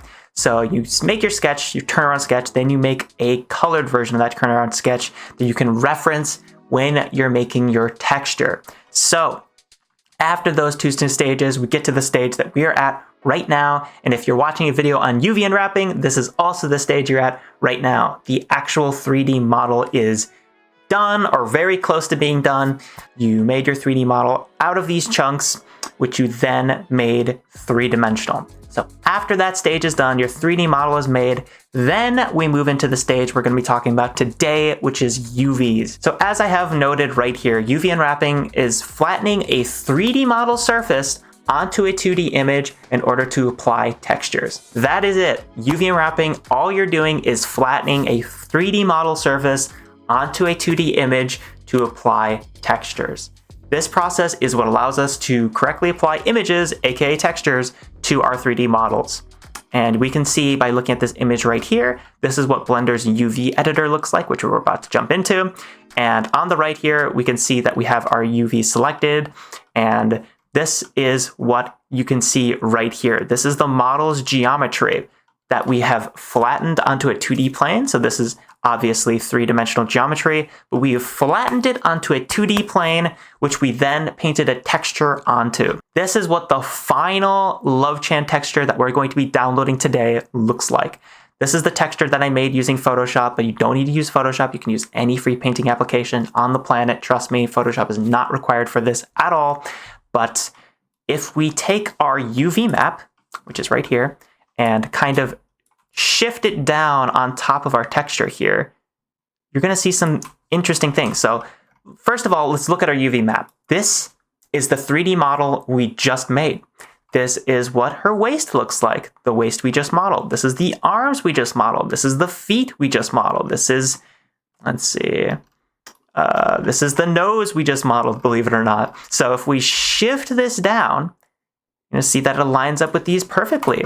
This is the arm model. This is the hand model. This is the waist model. This is the nose we made for our face. This is the bottom of the jaw, believe it or not. And you can even have UVs overlapping like this, and it's fine.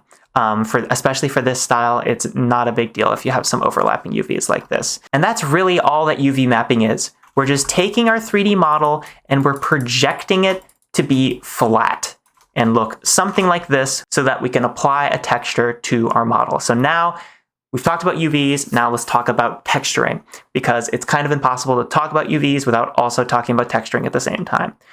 Texturing looks like this. This is the texture we were just looking at for Love-chan, and the dimensions of this texture are 1024 by 512. And I'm bringing those up for a reason, because if you know your maths, you'll know that those are powers of 2.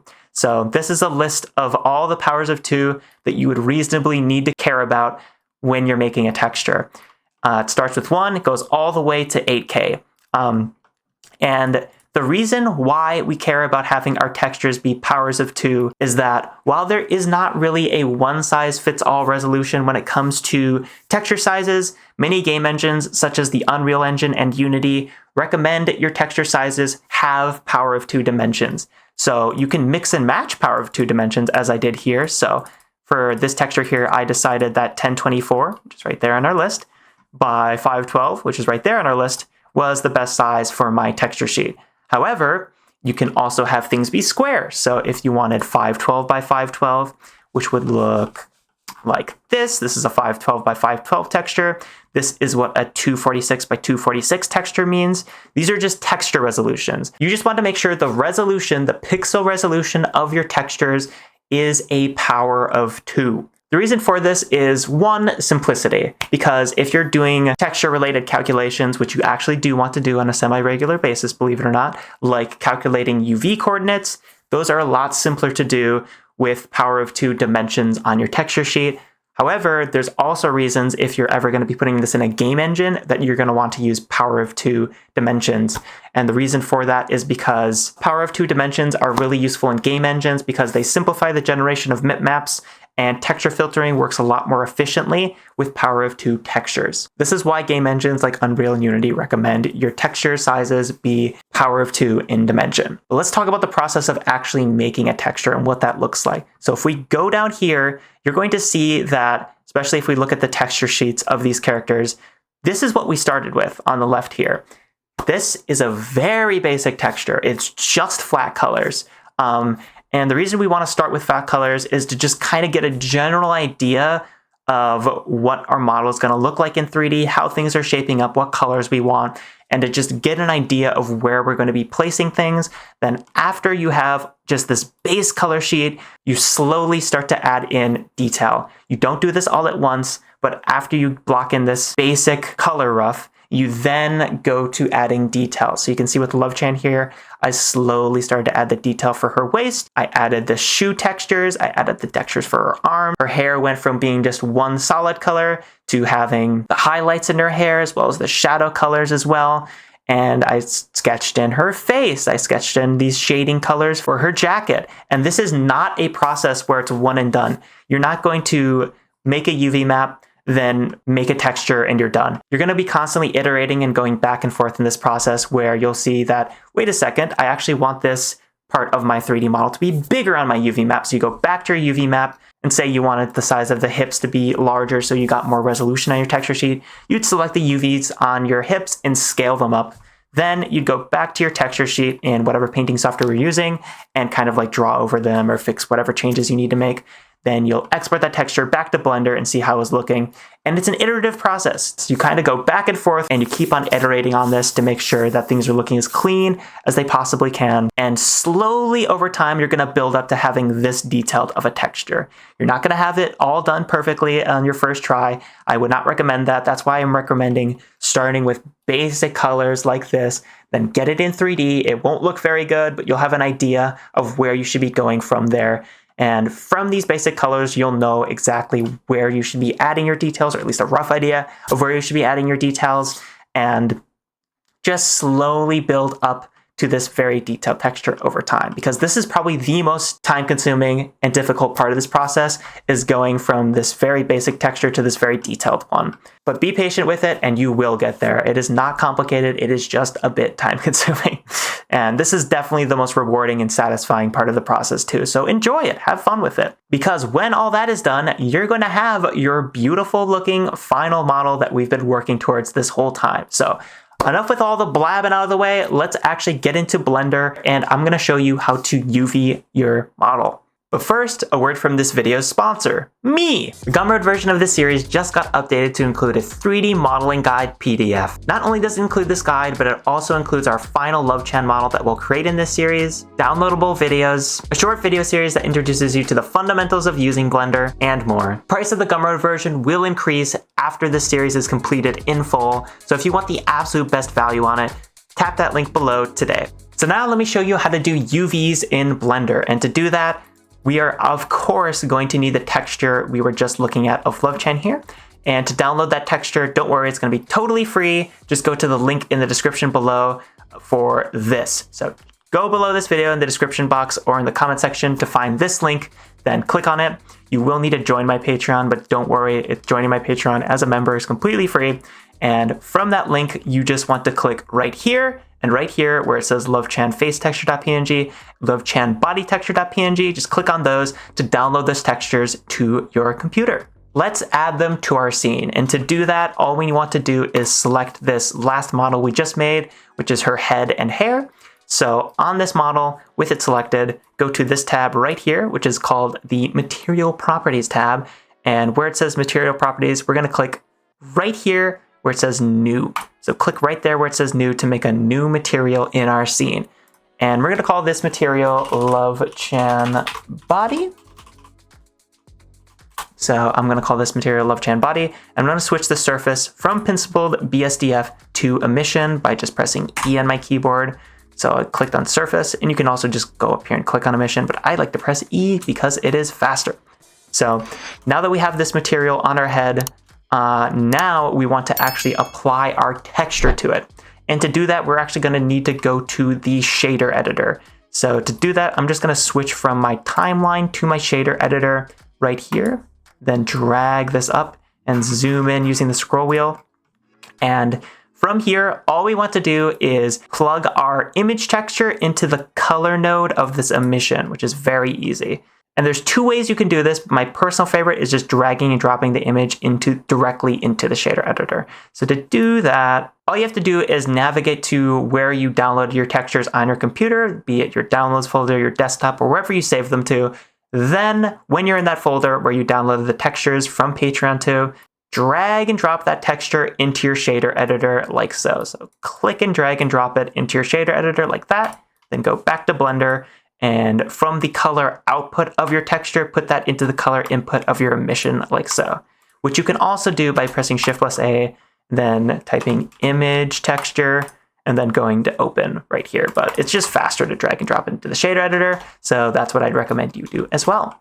So you're going to see that nothing has actually updated yet. And the reason for that is because we are not yet in the right shading mode. But before we switch shading modes, we're actually going to switch into the UV editing workspace, which is at the top of Blender right here, because we want to edit UVs, of course. So I'm going to click on this UV editing workspace so we can start editing our UVs. Then from this right panel here, we're going to go to the front view by pressing 1 on our keyboard. So we're in the, oopsie. So we're going to press 1 on our numpad, to go to the front view so that we can do the UVs in our character here. I'm going to zoom in. So now that I am in the front orthographic view in our right 3D viewport here, I'm going to press Z to switch my shading mode to rendered. So now you can see the material we just made is being applied to our model. And it also looks terrible. This is a mess. How do we fix this? The reason this looks so bad is because we have not actually done the UVs on our model yet. So to do that, making sure that our model is selected, we're going to go from object mode to edit mode by pressing tab. Then we're going to select all the faces that make up her face. So we're going to just select this face, this face, this face, this face, this face, this face, all of these faces right here. We want to make sure that these are all selected right there. So we can go to the other shading preview mode to make it a little bit obvious that all of these faces are selected. Then we're going to go back to that shading preview mode. Then we're going to press U on our keyboard. So U on our keyboard brings up this menu right here, which is the UV mapping menu. And from this menu, we're going to press this button right here, which is Project from View. So after we've pressed Project from View, we're going to go into this new window on our left here, which is the UV editor. So this is a panel in Blender, just like any other panel. You can see it's right here, the UV editor. It's just like the 3D viewport, just like the image editor, just another editor in Blender that you can use to accomplish a different task. And the controls in the UV editor are exactly the same as the 3D viewport. It's middle mouse to move around, zoom in and out with the scroll wheel, shift plus middle mouse to pan around. You know, it's exactly what you'd expect. So I'm going to press A to select all in the UV editor, and then I'll press G to move our UVs over. Then I'll press S to scale them up and try to line them up with our nose here. So the bottom of our 3D nose model, we're going to try to line up with the bottom of the nose in our texture, like so. And this is actually a bit too big, so I'm going to scale this down, like so. And try to line it up like that. So the bottom of our nose is where this like shadowed area and the texture is basically. So now that we've done that, I am going to middle mouse on out of our orthographic view, and look at that. If I go to object mode, we just did the UVs on her face. They're done. We're gonna go back to edit mode and select the faces under her jaw. So we're gonna click on this face, this face, this face, shift click on all these faces. Then I'm gonna press U on my keyboard and do project from view. And I'm gonna go back to the UV editing window, press A to select all, G to move them over, S to scale them down so that they're in this shadowed area on the hair right up there. So just press G to move them over and S to scale them down so they're all in that shadowed area. And we have already done the UVs on her face. It's just that easy. It is just that fast using this technique. And in the next video, we're going to UV unwrap the rest of her. So stick around. And I just realized I made a mistake because I did not actually select the faces up here. So I'm gonna press select this face. I'm gonna select this face as well. Then I press U on my keyboard, again, project from view, A to select these faces in the UV editor, then press G to move them over into this shadowed area. We just have to make sure they're in this shadowed area. And because it's all flat shaded, it will look exactly as we expect if we go back into object mode. So that's how we do the UVs on her face. And in the next video, we're going to do the rest of her UVs. Now let me show you how I did the remainder of the UVs on Love-chan here. And to show you that, of course, it would be wise to reference what our final 3D model ended up looking like and how I got it looking the way it does. So this is what our final Love-chan model looks like. You can see I have the UV editor open right here. I just made a new UV editing workspace. And from this model, there's gonna be a few really important things I wanna point out. First of all, every model that we made that is mirrored, we only need to do the UVs on that one side. Because the model is mirrored, it will automatically mirror the UVs that we do on one side to the other. And whenever I'm doing UVs, I literally just turn off my mirror modifier. So I click on my object, I go to this modifier properties tab, and I press this little monitor icon to disable the viewing of this mirror. This does not actually disable the modifier. This just temporarily makes it invisible, so it's a little bit easier to do your UVs. So I'm also gonna do that in the shoes here, turn off this mirror modifier, turn off the mirror modifier in the arms, turn off the mirror modifier in the hands, and I think that is about it for this one. It just makes your life a lot simpler when you're only UVing one thing, and you can always enable it when you're done doing the UVs. So with that out of the way, let's explore how I did the UVs on the feet here by clicking on them in object mode, going to edit mode, and selecting all of our faces on this model. So with that selected, we're gonna notice some things here that are kind of interesting. First of all, I overlapped the UVs on my model here. So these UVs and these UVs are totally overlapped like this. And there's a clarification I need to make from the last video where I said that UV overlaps are like fine and kind of a non-issue. That is definitely not always the case, and I apologize for saying it like that. Because when you are working in a game engine like Unreal or Unity, having overlapping UVs like this can actually cause issues when you're baking light maps. So in Blender here, I really don't think that's gonna cause too many issues that I know of, but just so you know, that can cause issues in certain game engines. That is not always the case. That is not the case with every game engine, but for certain game engines, that can be an issue having overlapping UVs. Now, personally, in this tutorial, if we have a few overlapping UVs, I don't really care. It's not really a big deal. Especially if your model's only going to be living in Blender, I wouldn't even worry about it, but that's just something to keep in mind, right? So that's the first thing I wanted to mention out of the way. Second thing I wanted to mention is that this texture map for Love-chan is very, very deeply imperfect. And the reason for that is this texture map was made kind of early on while I was still learning how to optimize these UV maps the best I could and learning the workflows and processes. Now, if we go over to a low poly model I made after this, however, you're gonna notice some improvements. So if I go to another UV editing workspace right here, and if I go to the shading rendered preview, and this low poly model, by the way, is available to download in the Gumroad version of the course. So you not only get this model to download, which you can reference the UVs on, and they're also fully rigged, but you also get this model in the low poly course on Gumroad. So definitely check those out today if you want to reference these UVs yourself or if you want to reference the rigs. So if I go to this model and open up the texture sheet here, you're going to notice that things are packed a lot more tightly together The hair is not taking up nearly as much as the UV map as it was on this one. The face only takes up a pretty small part of the UV map in this Love-chan texture, but that ended up getting much bigger on this one to the point where it's taking up, like 10 or 15% of the whole UV map. And I say this because as you're making textures, as you're making your own 3D models, you're going to slowly get better and better at this stuff and find different workflows and different ways to optimize this space a lot better. It's going to look a lot better. It's going to be a lot more texture efficient. You're going to learn how this process works, and you're going to go back and forth between making the UV map, making your model, and you're going to adjust things and kind of iterate upon them over time. And this is not something you're going to nail at first. You're going to have a UV map at first that you'll slowly realize, oh wait, I should have did it like this, should have did it like this, and that's not a bad thing. If those are the realizations you're coming to, that means you're learning. That is not a bad thing, and just know that UV mapping is super annoying. It's not something that most people enjoy doing at all. It's kind of based on math, but it's also not that difficult. It is really not that difficult, and once you get the hang of it, it actually does become pretty fun to do and experiment with. So, with all that out of the way, let's talk about Love-chan here. So now let's do the UVs on Love-chan's feet here.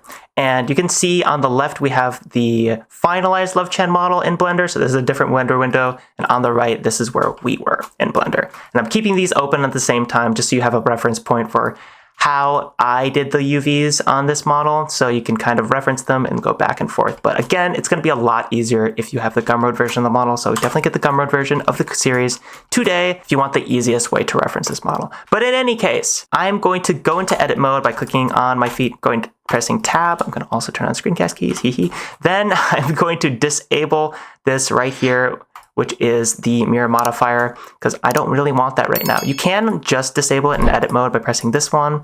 So honestly, I'll just press that. So I'll go into edit mode, go to my modifiers tab, and click right here to just disable the modifier in edit mode so I can UV this a bit easier.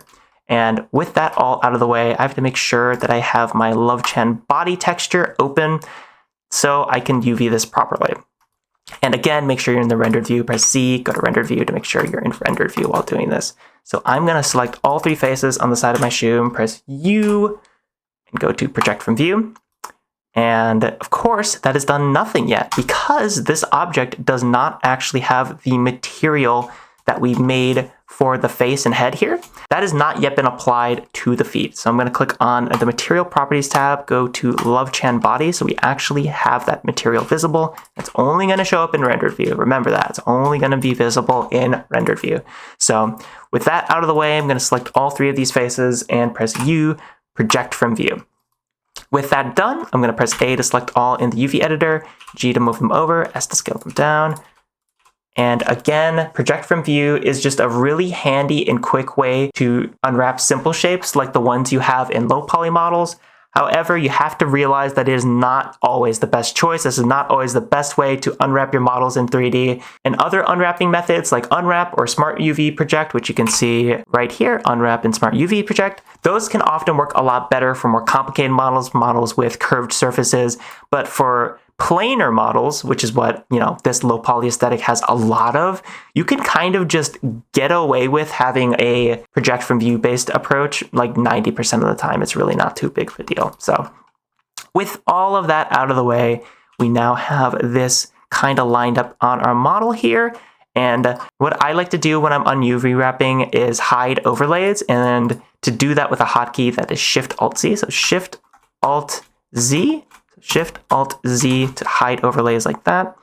And that's looking pretty good. So with that done and out of the way, I'm going to go to the opposite side and press Shift-Alt-Z so I can see overlays again. Click, click, click. And I'll go to the orthographic view here. Once again, view, project from view like so. And now we're going to kind of line that up with where this one was. So G, so I'm going to press A to select all, G to move it. And you're going to notice this is actually inverted, right? We want this to be the opposite of what it looks like right now. And to do that, I'm literally just going to scale it on the x-axis. So I'm going to select all, press S to scale, then press X on my keyboard to scale on the x-axis.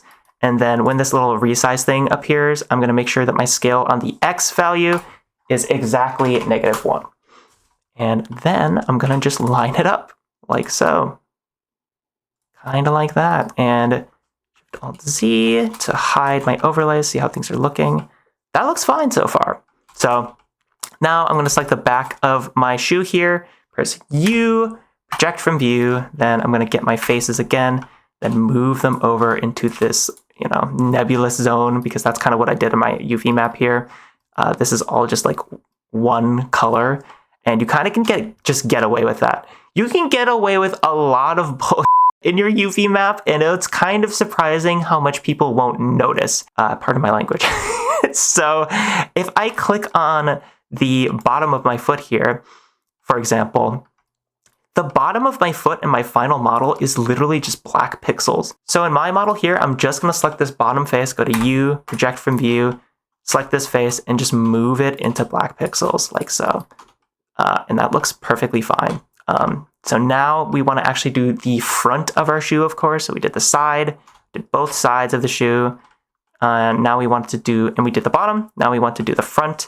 Actually, first I'll do the top of the shoe, which again, was just solid pixels. So I'm going to select this top face. And again, if you can't really see what I'm doing, I'm just selecting this top face here. And then I'm going to U, my camera angled from here, U project from view. That's another thing to keep in mind. Every time you're projecting from view, that is from the perspective. You're projecting your 3D model from the perspective of your 3D camera, which is why this was like kind of at an angle here when I projected from view. If I did this at like a really like harsh angle like this and then did U project from view again, it's just going to look like that. It's literally taking a snapshot of the perspective of your camera in the 3D viewport and projecting that onto 2D space, right? So I'm going to make sure my camera is all the way up here and do project from view like that, because we do not want that when we are doing our UVs. We do not want a super harsh angle when we're doing our UVs like that, because it's going to create really bad distortion in our UV map. So I'm just going to select this, go back to the shading preview by pressing Z, then going to rendered. I'm going to select this UV and move it into this space like so. And I hope you're starting to realize this is definitely not rocket science. Anyone can do this. It is not that complicated. It is just a bit annoying, but it can be fun. I do think it is fun sometimes. So I'm going to select these front faces right here. So select this face, this face, this face, go to front view, U, project from view, and sort of grab this and line it up with our shoe here. You can see in the final model right here, I kind of moved these faces around a little bit, or excuse me, move these vertices around. Because, again, remember what I just said about you don't want to do a project from view from like an angle like this, because you get really bad texture distortion in your UV, because it's not going to be a very good projection of your 3D model into a 2D space. That's going to be the same with this right here, because, if in our front view, these are perfectly lined up to the perspective of our front view camera. So these two are fine. This one is problematic though, because the perspective of this from our front view camera is at like a, 30-degree angle. It's way off. And you can see just by looking at it that there's this crazy distortion going on here. It's very, very pixelated, whereas this looks perfectly fine. So to fix that, we're going to select these three faces again. And what I did here in my UV map is I kind of just squished things over. That's one way of doing it. Again, this texture map is far from perfect. I don't want you to think this texture map is perfect. It's just a jumping off point as you learn how UV mapping works. So I'm going to press 1 to go to vertex select in the UV editor. So just like you can switch 1, 2, 3 to go to vertex select, edge select, and face select in the 3D viewport, you can do the exact same thing in the UV editor. So I'm going to press 1, make sure I'm in vertex select, and kind of slide these verts over with G and then X. And I'm going to just reference how I did this, because I did it in a way to reduce distortion when I did my projection. And then I'm going to grab these and move them down.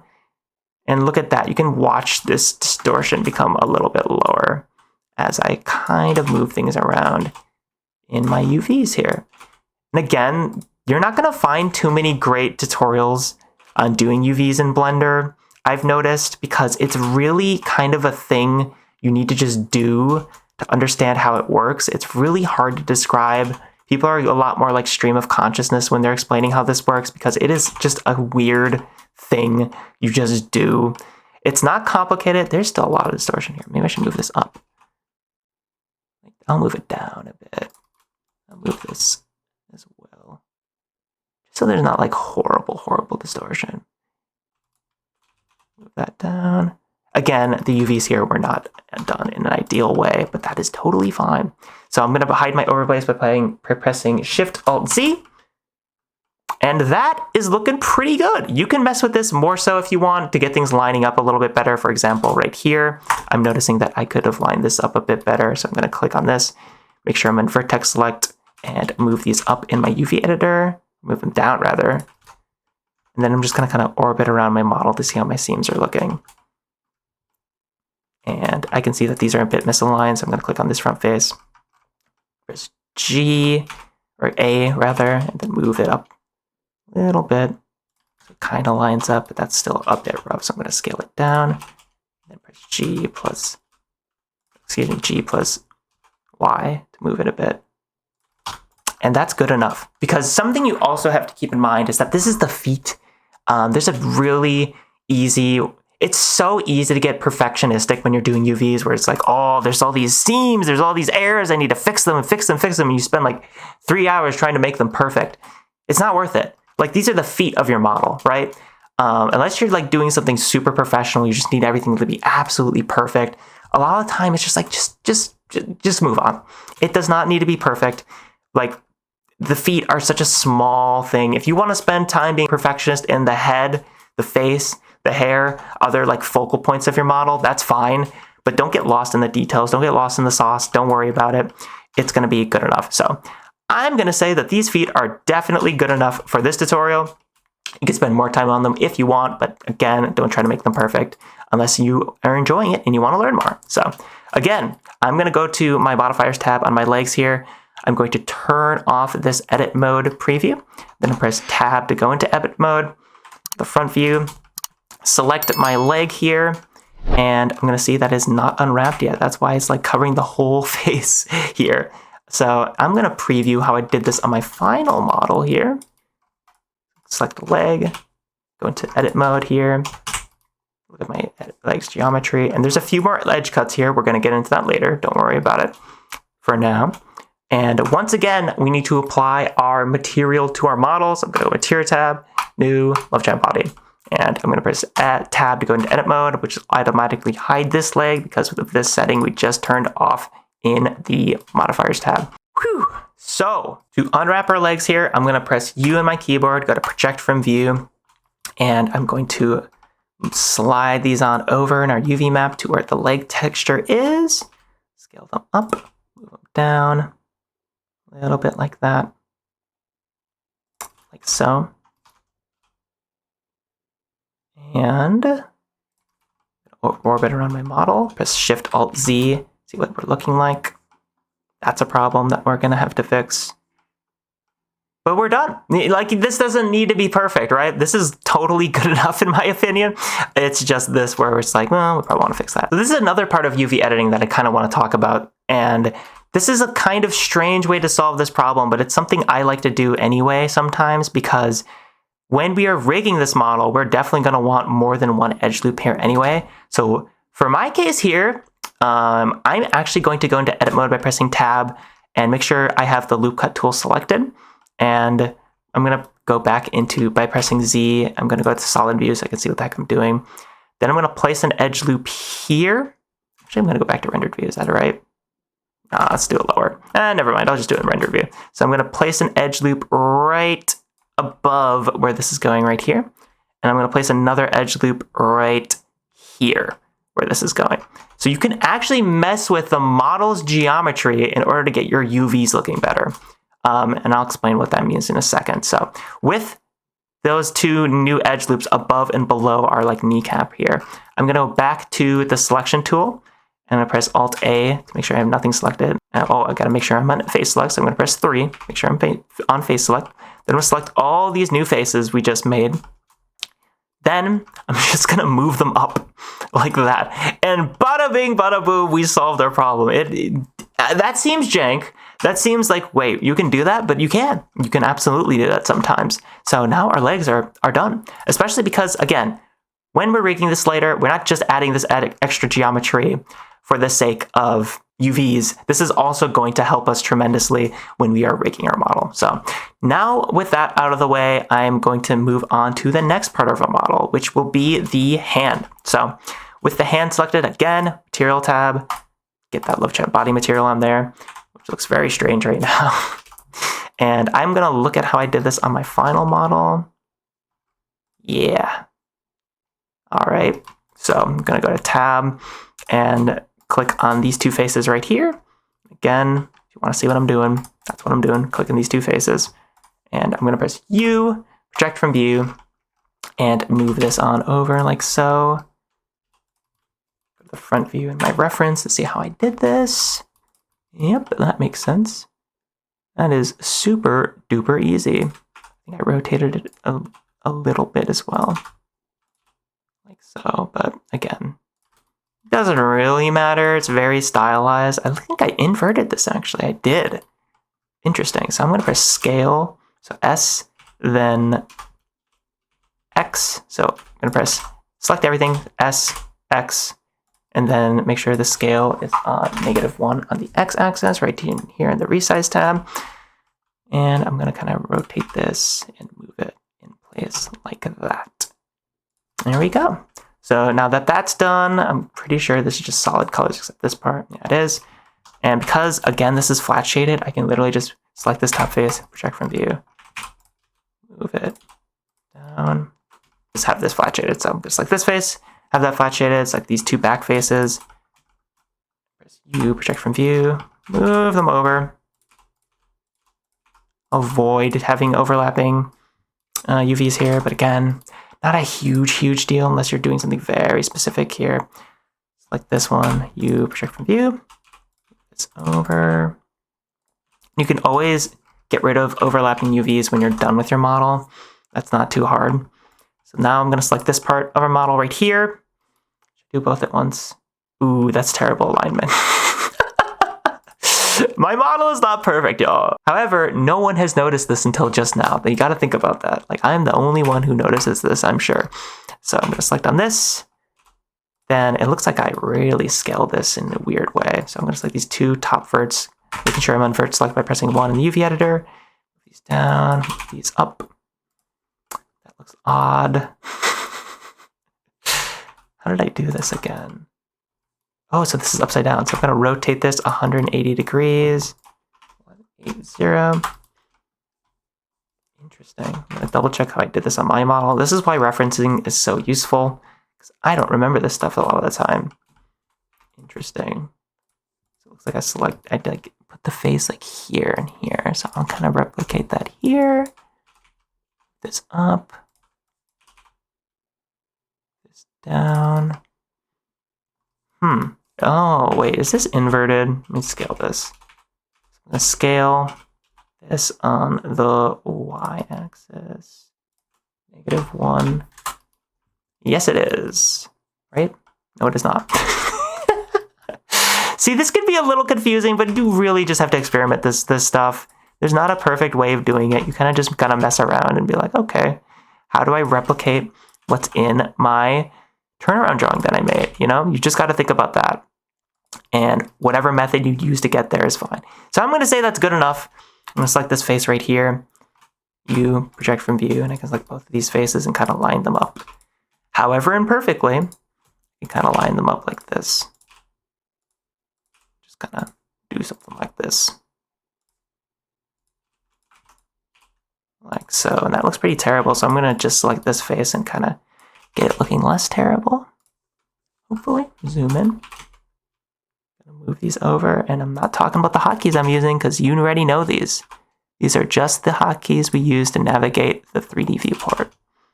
That's all I'm pressing and just moving this stuff around. And don't feel like you need to follow me perfectly because you really do not need to do that. And that's still very jank. So I'm going to see if I can fix this a little bit. But again, it does not need to be perfect at all. I'm going to hide overlays with Shift-Alt-C. Select this face. 3 on my keyboard, just line this up like that. So these verts by pressing 1, this box selecting, and line them up like so. And that's still not perfect. You can see it's not perfect, but you zoom out and it's like, literally who would notice that, you know? There's a certain point you get to where it's just like, you know, who cares? Like, who cares? No one is going to notice or care about that except you. So in my case here, I'm going to say that hand is good enough and move on to the next part of our model, which I'll say is the arm here. So I'm going to again reference my model here on the left. See how I did this? Click on my arm, and I did some interesting things here. So this is another part of making a texture map that I'd like to talk about, which is kind of about when you're, let me select my model here so I can show you what I mean. Oh, I have viewports overlays disabled. So if you don't see your selection, you're freaking out, don't worry. Press Shift-Alt-C to turn them back on again. If you can't tell, I don't normally use that hotkey. I have it bound to my mouse. But that's what it is, so that's what I'm going to teach you. So for this model here, you're going to notice these 3 shades of red. I used this to shade this arm. So in my texture map, I just had a light red, a deeper red, and like a super deep shadowed red. And all I did was project from view, grab these faces, scale them down, and kind of just put them in their area. And of course, we don't see anything because I forgot to go to the material tab and get the Love-chan body material on this. Now we can see what we're doing. So now that I have this all enabled, you're going to see that this is literally just a flat color. This is a flat color. This is a flat color. I hope this is starting to seem boring. That's good, because that means you can tell that this is actually not complicated what I'm doing at all. It's kind of just laborious. But it can be fun. I will say it can be fun. So with that being a flat color, I'm going to select this face, this face, this face, and this face. And this face? Yeah. And you project from view, grab them, put them into this shadowed color right here. Go back to the object mode to see what I'm doing. Looks pretty good. So I'm going to go back to the back part of this arm, select all these faces, this, and this face. You project from view, grab, scale it down.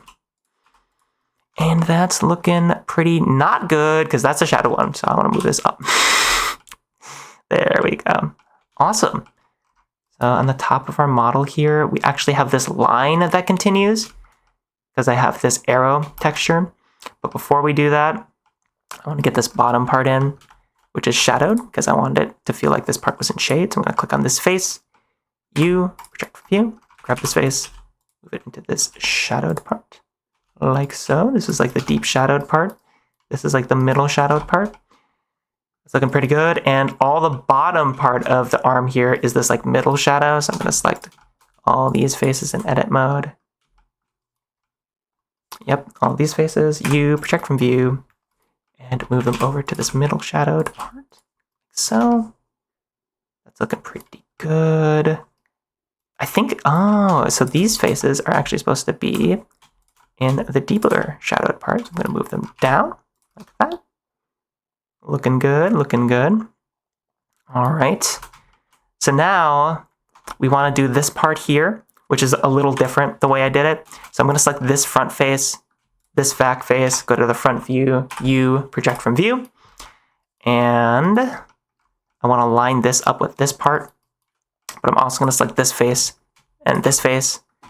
Do you project from view, then select all of these faces like so. A to select all and move them over. Select this face, move it over, and scale these like so. I think I had this. Let's see how I did it on my model here. Yoink. Yeah, I kind of just lined them up so that they're kind of smaller than this. I'm going to press G, S, kind of move them over like this. Back to edit mode just so I can see what I'm doing. You do kind of want the scale of these to be the same. So I'm going to select my verts here and kind of like line them up and see how that looks. Might not be, oh no, we don't want to do that. Haha, never mind. But you do want the scale of them to be roughly the same. And this one feels a little bit bigger than the other, so I'm going to scale it up like that.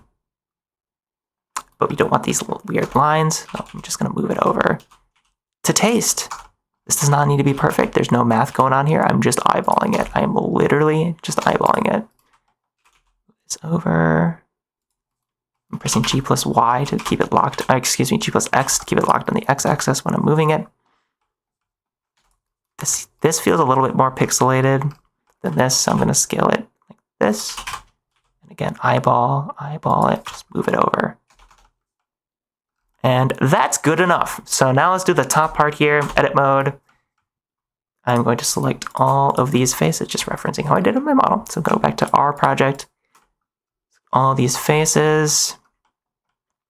And then with my viewport kind of here, I'm going to do U, project from view, select this, rotate it like this, put it on this big arrow we have down here. And now, how did I do it? Looks like I kind of just scaled it like this. And look at that. That's pretty cool looking already, fellas. That's looking pretty nice. I'm liking that. So I'm going to try to scale it on, scale it on the Y-axis a little bit, because I think that looks a little better. Cool. Move it over a bit. We don't really like that. Leave it like that. Then we'll get this top face right here, and I can't see anything because I turned off overlays. Shift Alt Z to turn them back on. This face, put it over. U, project from view. Grab this, move it over. Rotate this. I'll rotate it like 90 degrees. Negative 90 degrees.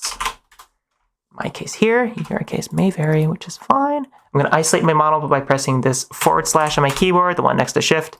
I'm also going to turn off this modifier in edit mode so that it's not distracting me in the other arm. Rotate, move it down. And again, I'm literally just eyeballing this. There's a mathematically perfect way of doing this, but personally, I don't really care. I am totally fine with doing it like this. I'm actually going to unwrap this again. View, project from view. Rotate that. Scale it down a little bit. So it's looking a little bit like that. And honestly, it's pretty hard to see. Freaking hard to see that. So it's not a huge deal if it's not perfect. But I'm a little bit of a perfectionist, so I'm going to move it over like that. That's not perfect. Not that it needs to be, but I'll scale it. And that is good enough. That is our arm. I don't think I did anything differently in the actual model. No. Looks like that's a different shade. Oh, that's interesting. So I had this part be like more shadowed than the rest. I can do that here. So I'll select all these. Go to my UV editor. Move this up. That looks a little bit better. I see why I did that. All right, cool. And that's our arm. And this stuff is so repetitive. I really do hope you're bored. That's a good thing. So I'm going to go back to the material properties editor, new Love-chan body. I hope by watching this, you kind of just want to get doing it yourself. Because this is, again, it's not complicated at all. So I'm going to select all these front faces on a jacket here. I'm actually going to hide the, I'll keep it visible in this case. And I'll do view, project from view, grab, and move this over. I think this is just, oh yeah, I think I did this a little bit different, actually. So I'm going to, for now, move all these to like that middle shading thing, like right here. Go to edit mode to see what this is looking like. Yeah, no, this one, actually it's going to be like the highlight, quote unquote. I hope you don't hear that mower. I hate mowers. They ruin so many recording sessions. Oh my God, you have no idea. I'm going to move this to this like blue shading part. I think it might even be right there, is it? We'll see. So we're going to move these faces right here into this like blue shading part. So I'm going to move these. Oh, you can definitely hear that mower. I'm so sorry. This right here. I think I actually did it differently on my model. Select all these. Oh no, yeah, I did. Interesting. So yeah, that's totally fine. That's one way of doing it. I think these need to get unwrapped though. So I'm going to select this face, project from view. And that's totally a messed up way of doing it, but that's fine because it's just a flat color. So you're not going to see any visible texture distortion, right?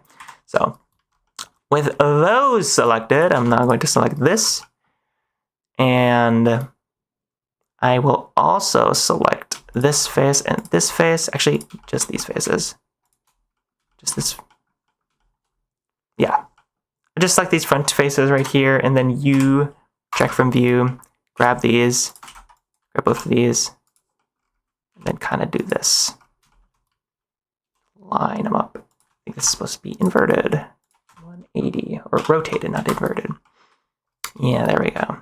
It's looking a lot better.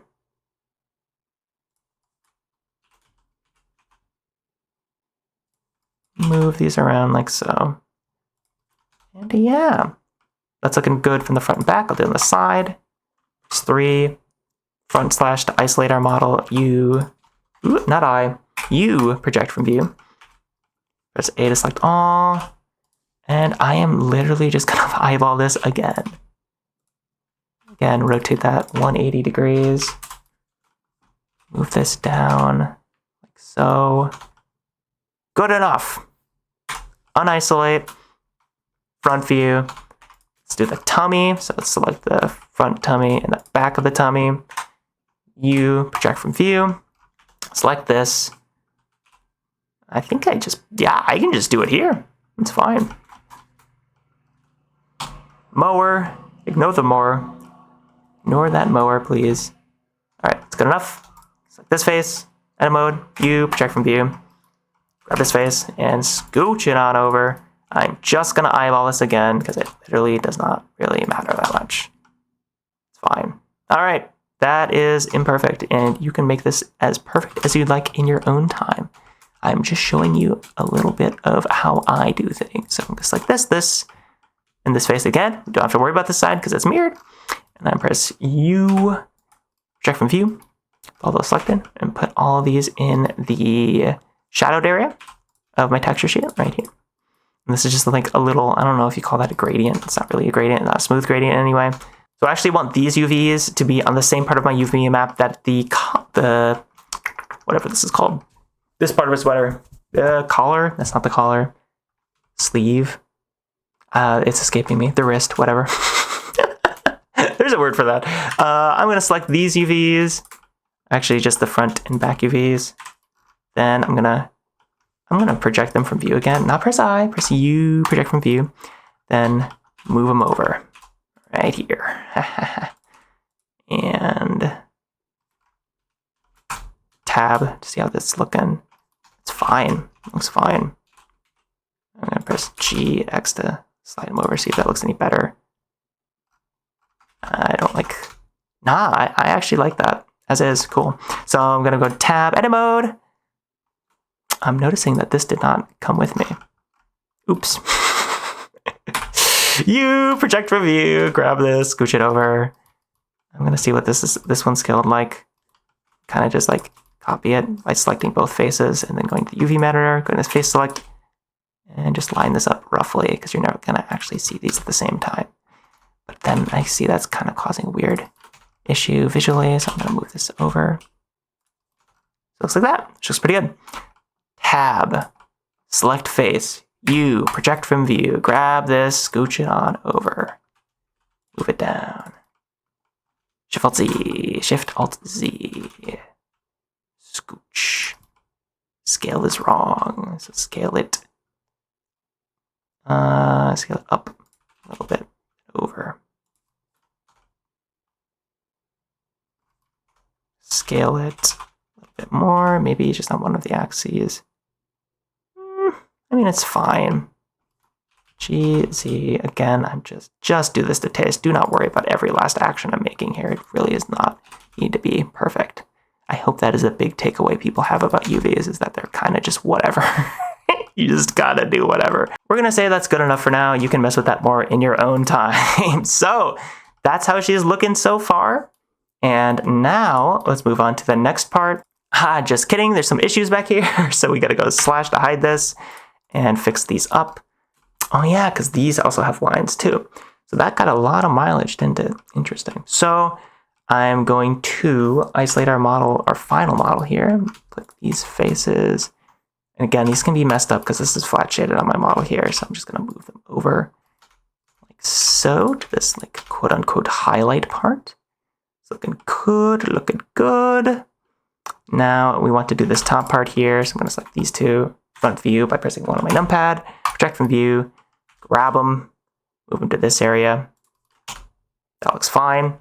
Tab, this view, project from view, grab them in this area. It doesn't look right because it's get that black pixels we don't actually want here in this case. A scale and GZ, move it over like so. Not perfect. Good enough. Get out of this orthographic view, and you're going to see that I actually inset these faces a little bit here. We can do that really quickly. So I'm actually going to press Tab, then isolate our model front slash on our keyboard, and then with my model isolate, I'm going to select this, and then I'm going to press E. Then I'm not going to do anything, not going to even move my mouse, and then I'll press S to scale that in, like that. With this scaled in, I want these on 0. So I'm going to click this vert, I'm going to shift click this vert, N, and move these over. So making sure I have global selected here, I'm going to click on X, set that to 0. So with global, these are now on 0, which is great. Now I'm going to press 3 on my keyboard, so I'm on face select to select all these faces. Then do U, project from view, grab this and put it in this shadowed area right here. See how that's looking? That's pretty good. I like that. Sweet.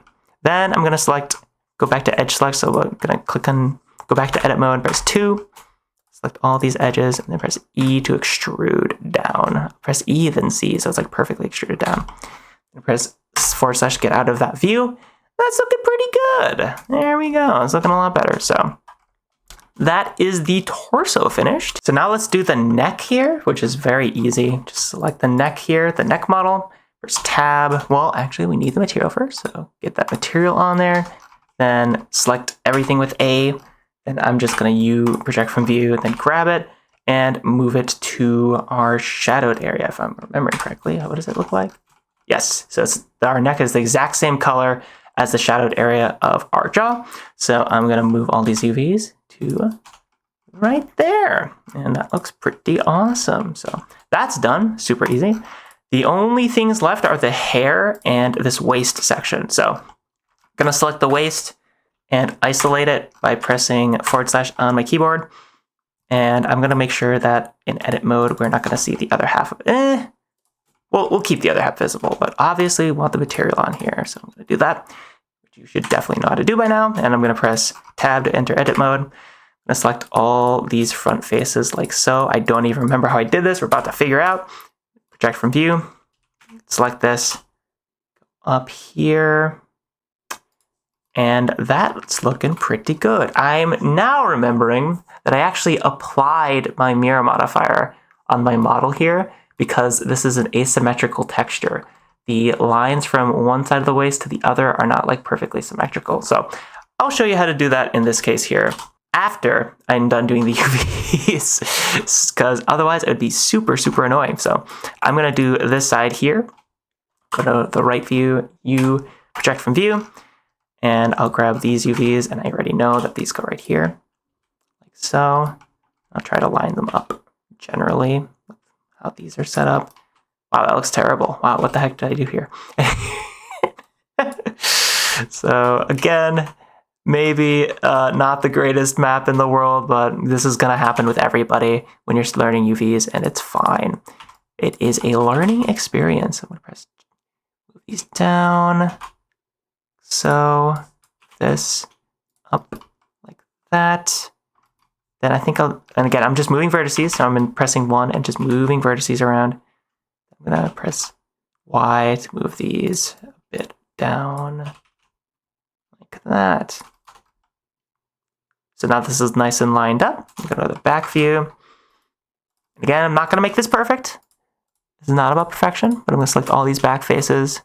Right here, project from view, and I'm going to grab this and line it up like this.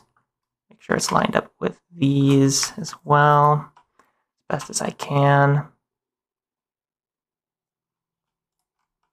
Put this kind of at the center like this, just to see what that looks like. This is clearly supposed to be down here. I did some weird stuff on this UV map. Don't do this. Oh boy. But that's fine. You know, that is how learning works. So I'm literally just selecting these verts, box selecting G plus Y. Just like we've been doing in 3D viewport. I'm not doing anything special here. Sometimes you do need to do weird things like this, but other times this can be totally avoided by just having a UV map done before you make your texture. Because that's the problem with this texture. I believe I did it the other way around, where I made a texture, then I tried to do a UV map on top of that. That is not ideal. I wouldn't recommend that especially when you're starting out, because you get weird stuff like this where it's like they don't line up. It's very strange. And you have to do some weird stuff like this. But yeah, so I'm going to say that is definitely misaligned still. Again, box selecting and then pressing G plus Y. Excuse me, G plus. Yeah, no, G plus Y. I didn't misspeak. That is correct. That's looking all right. I'm gonna go to this box, bottom part, box like this, G plus, box like this, then press G plus Y. That looks good enough. All right, so now I'm gonna select a right here, press U, actually I'll go this orthographic view, U, project from view, and I'll get this, and I'm going to now make sure this is hidden in object mode, or excuse me, edit mode, so I can see what I'm doing. So I'm just gonna press this little thing on our modifier here to make sure that's hidden in edit mode. And I'm just going to line this up by moving our verts around. I'll move the bottom verts around. It's kind of lined up. This is what I'm talking about, that weird pixelization. This could be avoided if I set up my texture map a little bit differently. But again, this happens to everyone. It's a learning process when you're starting out. And it's certainly not something I will try to do ever again. Try to make your UV maps before you make your texture maps, folks. Let this be a learning lesson. Okay. I'm so sorry. I'm sure you can hear that weed whacker outside. I apologize. If you can't, I'm just sound like a crazy person, that's cool. I love that. So I'm going to select this face. U, project from view. I think this is just blue, honestly. I'm just going to move it into the blue area. And that's our torso. But as I just said, this torso was actually actually, we should do the top part here. These top two faces, so like this one. U, project from view. What color did I do these? I did them blue, so I'll move these into the blue zone, like so. There we go. Unisolate our model. It's looking pretty good, Oh yeah, I have to do the bottom part, so I'm going to isolate again. It's like this bottom face. It's just one face. Yep. So U, project from view. This is actually a shadowed color, interestingly. So we press G to move this over to what I assume was the shadowed area, which is probably right here. Yeah, that looks good. Cool. So I'm going to unisolate by pressing / on my keyboard. That's looking pretty good. I'm tempted to shadow this face. I'm going to isolate again because I'm curious what that would look like if I move this into this shadowed area. That looks kind of weird. I can see why I didn't do that. You can see the model disappeared when I undid it there. That's just a bug. Just isolate your model again. You should be fine. Yeah, that looks fine. All right, so we just modeled, or excuse me, UV'd our waist. That is now done, except we want this asymmetry. So to do that, to make sure that it's not just like exactly the same on both sides, it's going to look a little bit better if this is asymmetrical. And I'm noticing this is a little bit incorrect. Select all these faces and move them like this. That's how that's supposed to be, which means I have to change these as well. So I'm going to select the, wait, no, I need to select all three of these. So select this. Go to vertex select, grab all of them, and make sure they're aligned by pressing G plus Z. Like that. Oh, that's definitely messed up now. Select these bottom ones, G plus Z, align them up. And that is, this a bit, G plus Z.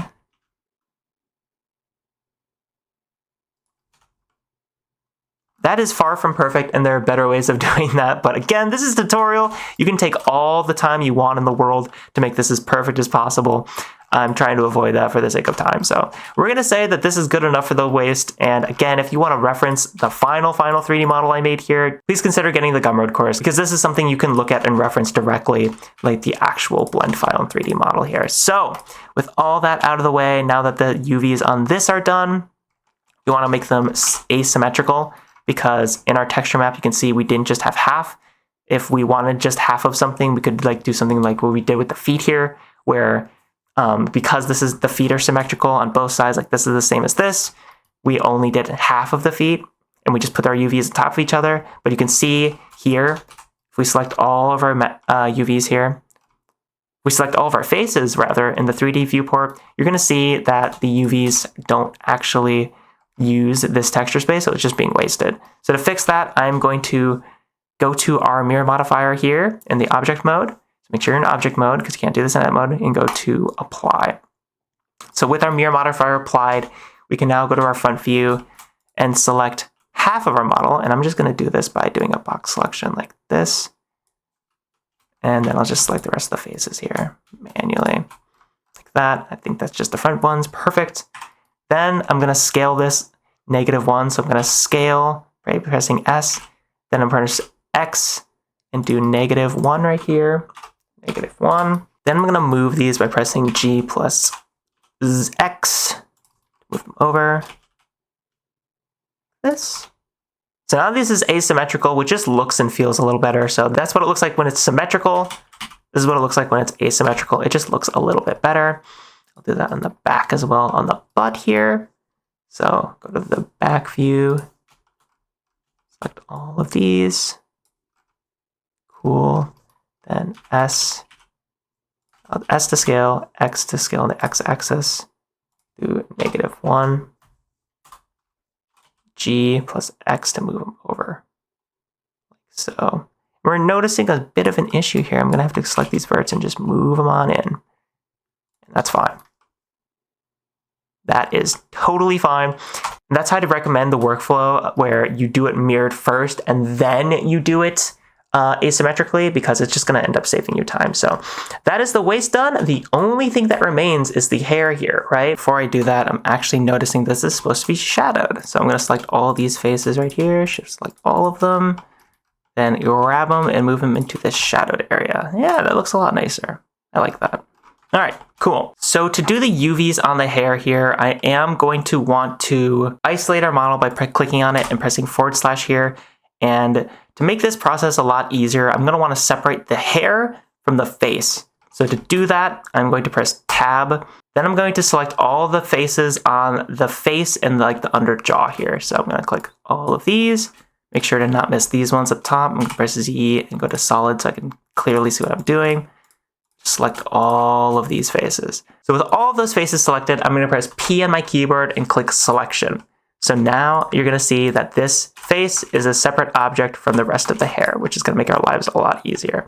We'll go back into rendered view and I'll click on our head model and press H to hide it. Then we just have our hair to work with. So to do the hair, first of all, I kind of just want to have the base color be accurate. I'm going to press Tab, select all the faces on my hair by pressing A, then I'll do U, and then unwrap. So then we're going to have a really roughly unwrapped version of our hair. I'm going to select all in our UV editor and press G to move that over, then S to scale it down, like so. And I'll move this into the top right of our hair like that. So now our hair is at the very least the right color. Now I want to press Tab here and select all of these front faces of our hair, like so. So I'm referencing what I did in our final model here. I'm going to select all of these front faces, like so. Then I'm going to press U on my keyboard and do unwrap. And we can see, excuse me, I'm going to press U on my keyboard. I'm going to undo that and press project from view. Then I'm going to move this to where the hair highlights are on our model. So that's going to be right here. Then I'm going to line them up to kind of how I did it on my model. So I think that turned out pretty good. I'm going to scale it, just like we've been scaling everything in the 3D viewport and in the UV editor. Like this. And that's looking pretty good. All right. So if I take the bigger view here, I'm going to see that this actually seems a bit smaller. So I'm going to scale this up a little bit like this. And that's looking pretty good. Looks like this ends a bit earlier on my model. So I'm going to press G and C to move it over. I'll actually scale this on the x-axis a little bit.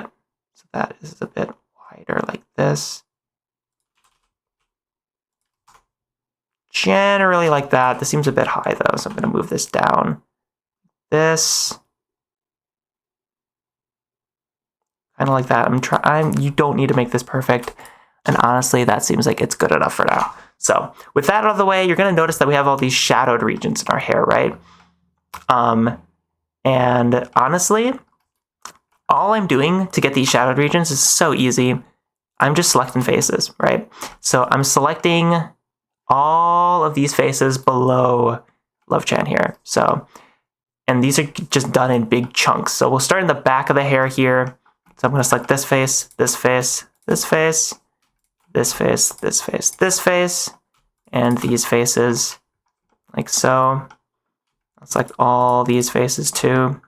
I'll press U, project from view, and I'll move all these faces into the shadowed area, like this. So now that that's done, I want to do these parts in the shadowed area as well. So I'm going to click on this head. This, I'm saying face, these are probably, they are faces, but tries, whatever. So I'm going to click on these tries, press U, project from view, move them, go to face select in our UV editor and just move them into the shadowed area like that. This is already looking really close. Then we want to select these faces right here, U, project from view, and move them down like so. So now I'm going to go to the opposite side of my model, select these faces, press U, project from view, grab them, move them, scale them, etc., etc. And now it's already looking really close. It's pretty cool. I can already see that there's some differences between our model and my reference here. It looks like I should probably move this out. This just happens sometimes in your process. You're never done modeling, really. This over a bit like that. It looks like these are in shadowed as well. So I'm gonna, my front view, select these faces, then U, project from view, just move them into shadow. That, do the same on this side. U, project from view, move them into shadow. That. It's going to look a little weird because we don't have a face here, of course, which looks a little odd. But we can also see that these faces actually have like a shadow on them. And you might be wondering how I did that. I literally just did U, project from view, grabbed this face in the UV editor, moved it, and rotated it like this. So I'm going to rotate like this. I'm going to press Shift-Alt-Z so I can hide overlay so I can see what I'm doing in the 3D viewport. And it literally is just like that. It's nothing fancy. Just a fun little UV trick that you can get away with when you have flat shading like this. Again, this looks weird because we have no face. So I'm going to select this, as in by face, I mean like an actual face, not like a 3D face in 3D. So I'm going to do this one as well. UV project from view, grab this and rotate it like so. And there we go. That's also shadowed as well. It's looking pretty close. Let's go to the back of our hair to see if this is kind of the same idea. This is kind of the stuff that's going to happen when you make your turnaround drawing. You're going to notice there's certain shading things you did with the highlights and shadows in your model. And you're going to have to come to creative solutions to how to actually get that to look the way it does in 3D. And that's one of the most fun parts of this entire process, trust me. So I actually want these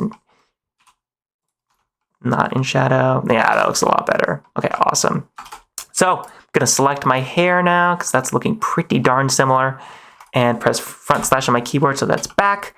And I hid my face here. So to unhide all, if you accidentally hid something you want to reveal it again, you can press Alt plus H on your keyboard to reveal everything. but I don't want my reference and I don't want a skeleton here, so I'm gonna click on my skeleton and hide it. And look at that, we've done all the UVs on Love-chan. That's amazing. She looks a little funky because her hair proportions look weird to me. And in order to find proportional issues, it's often great to just reveal your reference again. Like I just press Alt-H again to reveal my reference, go to the front view, then switch between viewport shading mode when you press Alt-C so it's transparent, and kind of just click between these.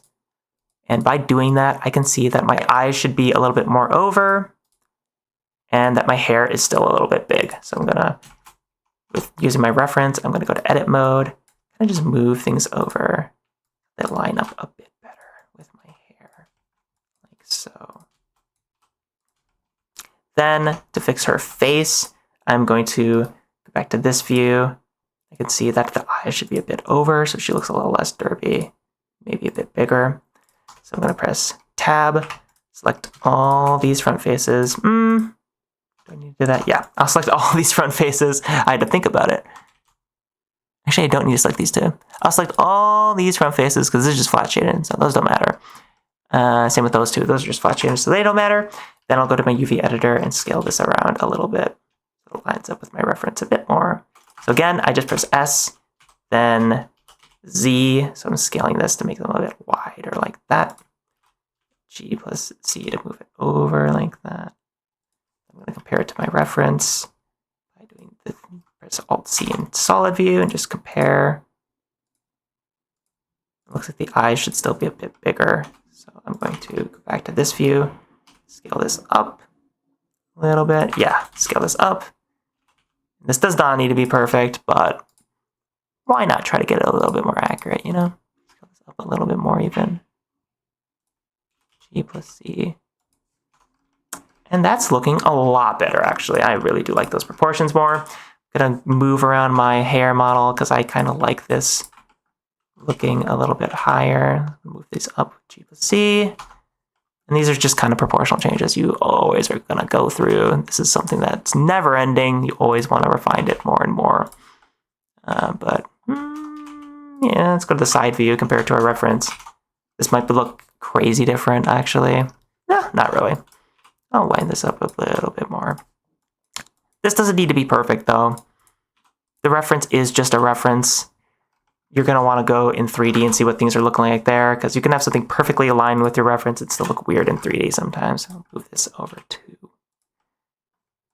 like this, just to kind of refine our hair a little bit more. This looks a little bit weird. I'm going to select this face.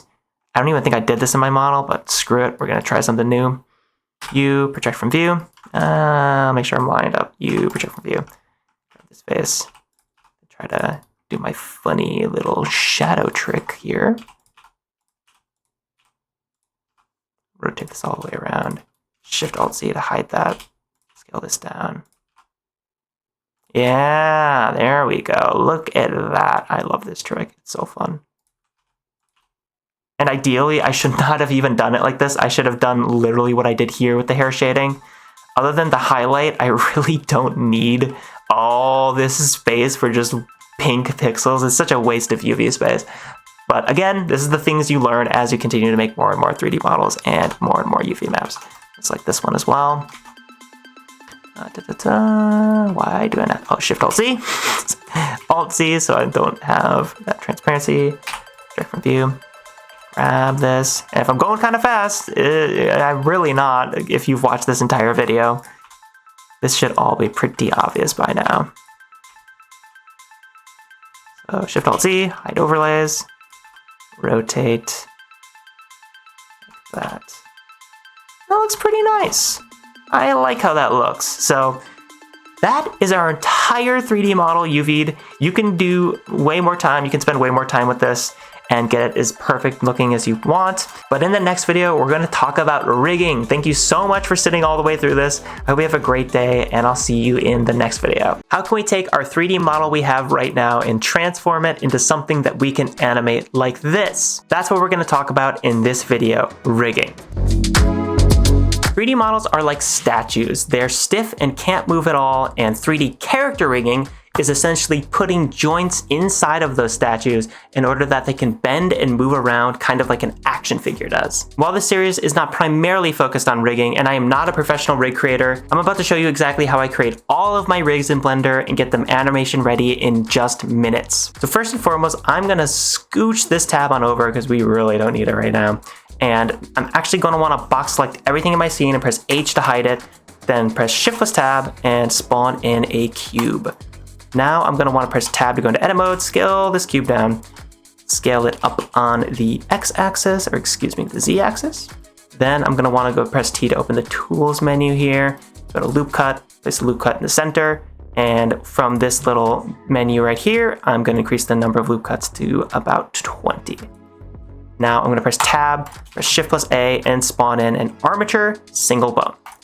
Now we can't actually see our bone through our cube here, and in order to change that, we're gonna go to these object data properties, which is like the little green running man icon, which if we click on another object, we're not actually gonna see that. So I wanna click back on my bone, go to this object data properties tab and click on in front so that we can see our bone in front of our object. I'm gonna press Tab to go into edit mode, and look at this, this is our bone. So there's two parts of our bone here, right? We have this bottom part and this top part. And if we press N to open this little menu on the right here, you're gonna see that this right here is what's considered the head of our bone, this bottom one.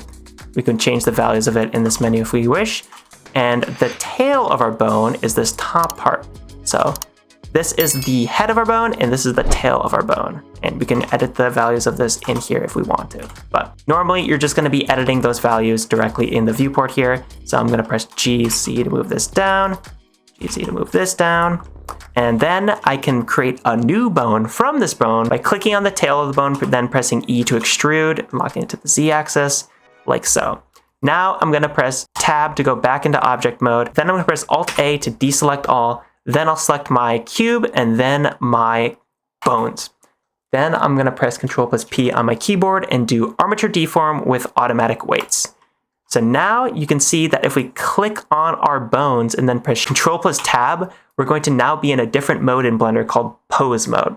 So to switch from object mode to pose mode, just select on your bones and go to pose mode, or you can press Ctrl plus Tab, which is what I almost always press. So with all that out of the way, if we rotate our cube here, you're gonna see that it is actually deforming to our bones we just created. And this is kind of just how rigging works in general. You have a series of bones that then get weight painted to an object like they've automatically been weight painted here. Then we move these bones around in order to create animations and poses for our characters. So I'm gonna select all bones with A and reset them with Alt R. Now I'm gonna go back into edit mode by clicking up here.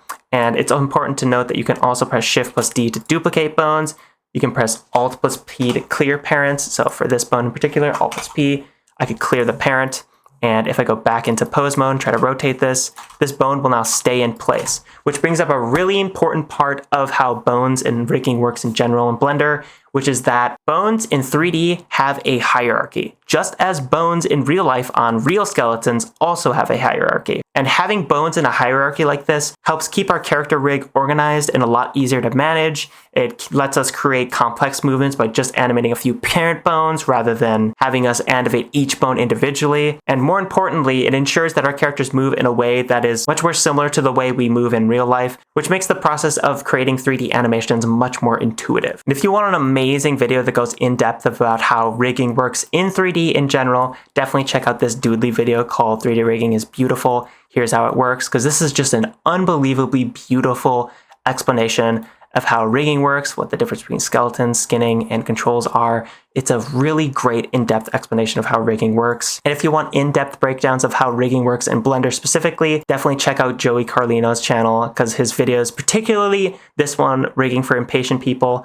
and the Rigging for Beginners videos that Joey Carlino made, so that's this one and this one, are really, really good, fantastic breakdowns about how rigging works in Blender specifically. And they're super short too, so definitely go check those videos out if you want a little bit more of an in-depth breakdown about how rigging in Blender actually works. Because yes, we can actually spawn in each individual bone as we have here. We can name them with the correct naming conventions. We can make sure that their orientations are correct so we don't get any issues while animating. We can do all of that stuff by hand. However, I never actually do that myself. That's because I always spawn in a Blender Rigify meta rig skeleton, because creating a complete, properly structured rig from scratch is super time consuming, and Rigify gives us a base skeleton with all the essential bones and naming conventions in place, meaning that we can significantly speed up our rig creation process. Plus, Rigify rigs come with a lot of built-in features that really help speed up the animation process, such as a built-in menu that lets us toggle the visibility of different sections of our rigs, pre-created rig control shapes, and more, which gives you much more time to focus on refining your rig and actually creating animations. So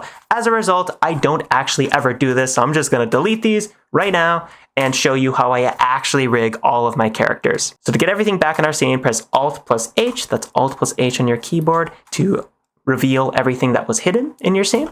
So to reveal all is Alt plus H in Blender, and I'm actually going to select this skeleton we spawned in initially for reference and press delete on my keyboard to delete it, because we no longer need that. And now we need to make sure that the Rigify add-on is actually enabled, and to do that, we gotta go to Edit, Preferences, Add-ons, search add-ons for Rigify. There's Rigify, and as you can see for me, it's enabled. If it's not enabled for you, click that checkbox and go to Save Preferences, then close out this window. Now we want to spawn in a basic human meta rig. So we want to press Shift plus A, Armature, and by enabling this add-on, we have this new tab right here, Rigify Meta Rigs.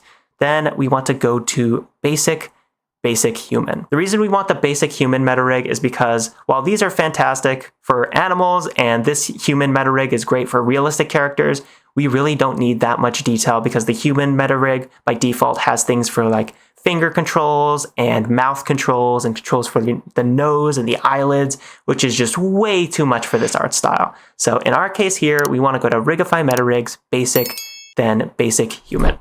And with that spawned in, we want to go to this Object Data Properties tab, go to Viewport Display, and make sure that in front is checked. So again, so we can actually see our bones and what they look like. Then we want to go to the front view by pressing 1 on our numpad. Then we want to scale our rig. So we're going to press S on our keyboard to scale like so. And if it's not scaling from where you want it to be, make sure that you have either median point or bounding box center selected. So I'm going to scale this so it kind of lines up with our character like this. That's looking pretty good. I can also scale it on the x-axis if I want things to be a little bit wider, which I kind of do in this case. Do it kind of like that. And that's looking pretty good. So with that done, I'm going to press Control plus A and apply all transforms, or you can just apply scale. So I'm going to press Control plus A and apply all transforms or scale. Either works just fine.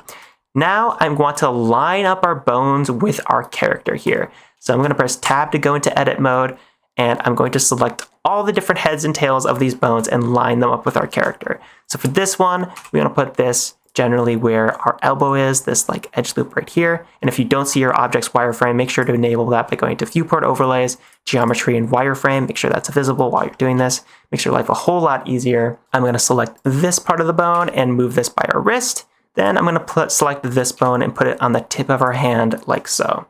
Or I could even put it slightly in like this. But you're going to notice something by doing this. This is not automatically being mirrored on the opposite side of our model, which is not good. So to make sure that everything we're doing here is actually getting mirrored to the opposite side of our model, we want to click on this button at the top right, which says Apply Changes to Matching Bone on Opposite Side of X-axis. But all that really means is that every action you take on this side of our model will get mirrored to this side of our model. So I'm going to click this right here.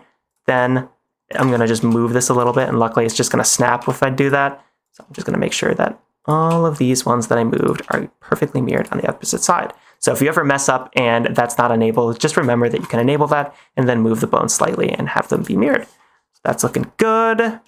I know this bone is used for foot roll, so I'm going to want to move this over, and I'm just pressing G plus X to lock it to an axis. And put the tips of this bone on the edges of our foot so that it can kind of roll when our rig is generated. And that's looking pretty good. We want to make sure that this bone is in the center of our knee. So where this edge loop is, we want this bone to kind of line up with. So that's looking good. All right. This is looking good. So this is confusingly, this is the head bone. I'm going to put this about right here. You can put it on the tip of your character as well, but I'm going to line it up right there. And these two bones right here and here, very confusingly, are the neck bones. And while we're editing these bones, I'm gonna press Alt-C to make sure I'm editing both of these bones at the same time. So I'm gonna press G+C, move this down, this bone, G+C, move it down.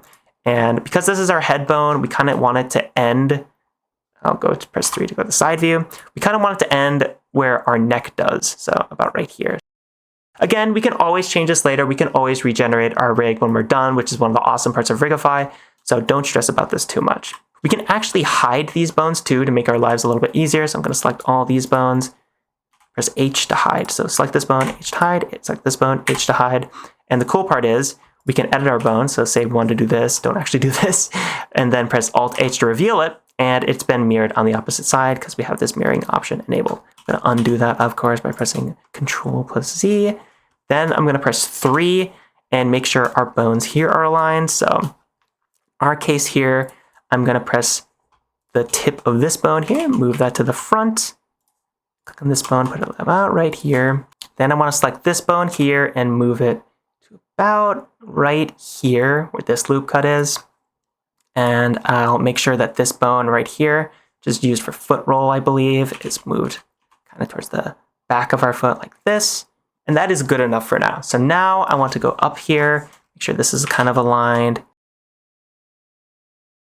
and kind of want these centered in our model a little bit here, because again, these are going to be joints that are inside our model, so where they're rotated from is dependent on where these are located. I'll move this back a bit, though I will say this doesn't need to be perfect.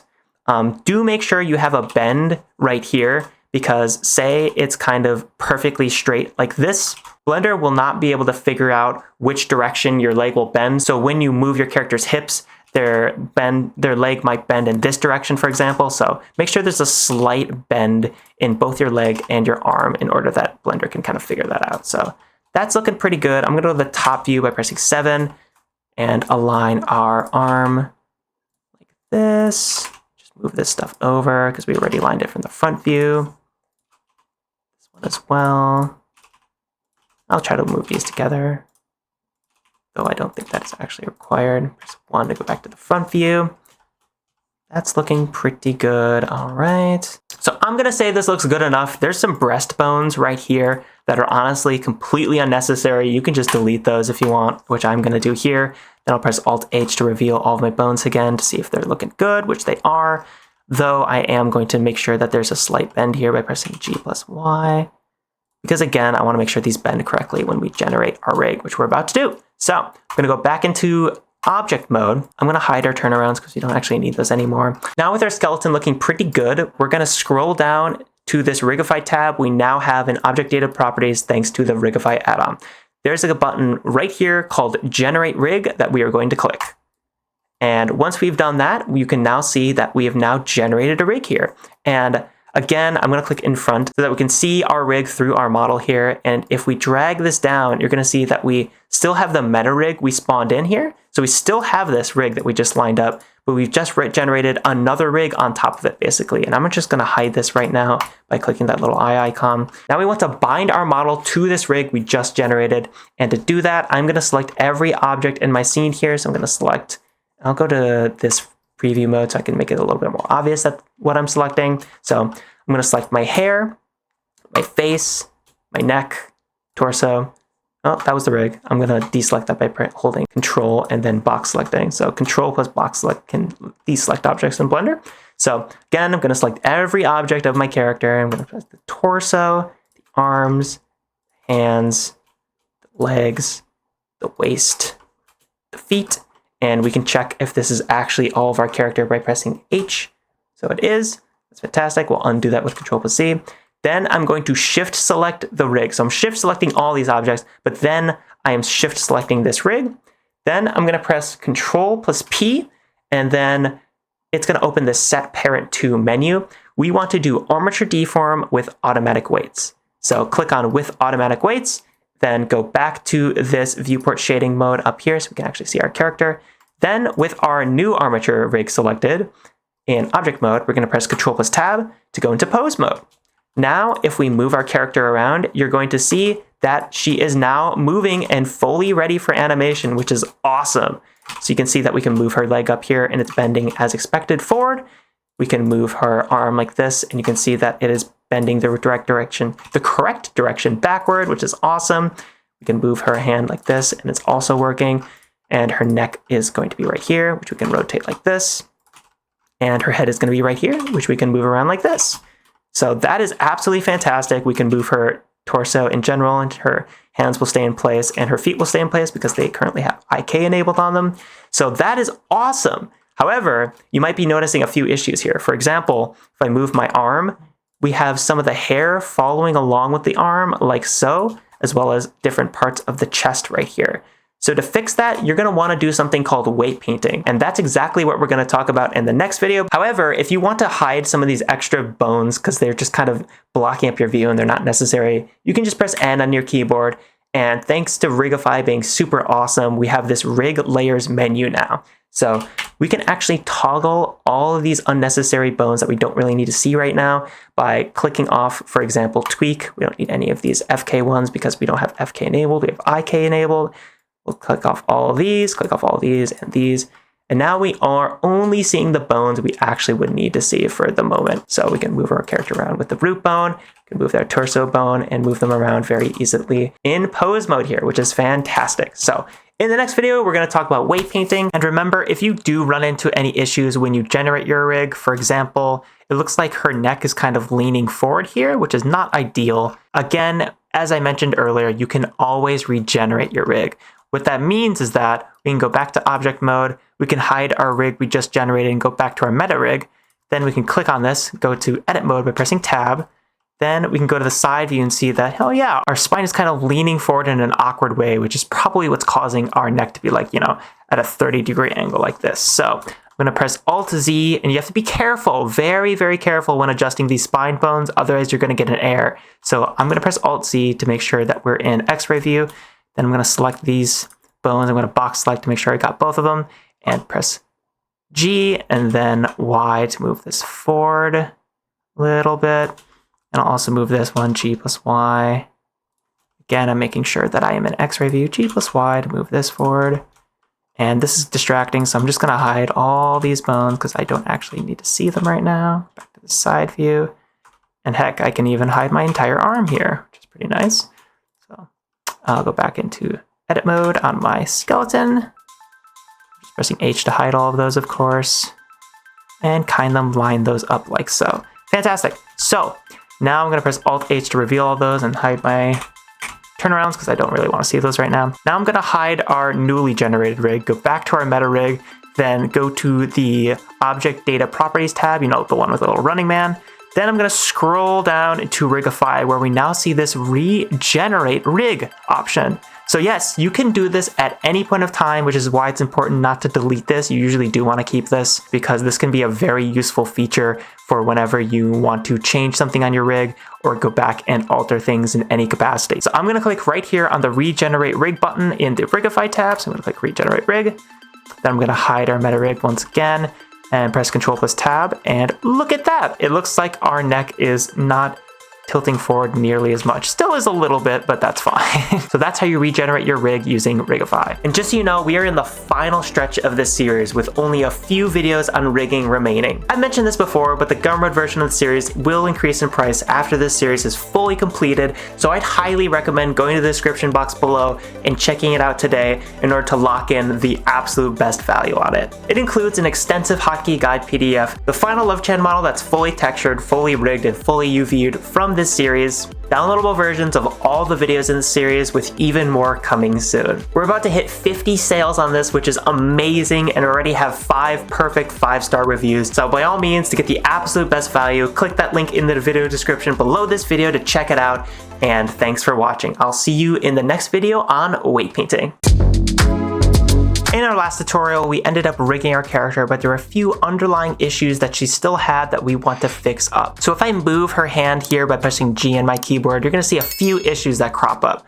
First up being that her hair is moving kind of awkwardly along with it, which we obviously don't want, as well as the top of the collar also kind of following the hand, which we obviously don't want as well. So I'm going to reset that by pressing Alt plus G, and we're going to fix those in this video using a process called weight painting. So to enter weight paint mode in Blender, click on any 3D model you have in object mode, then go up here and click on weight paint, or for the shortcut, you can press Ctrl plus Tab, then click on weight paint like that. Now our hair has turned blue, and the reason it's blue is because we are currently in what's called a vertex group that has no weight painting applied to it. So you can actually switch between vertex groups right at the top of Blender here, or you can go to this tab right here, the Object Data Properties tab, the one that's like an upside down triangle, and you can use this menu right here to switch between vertex groups as well.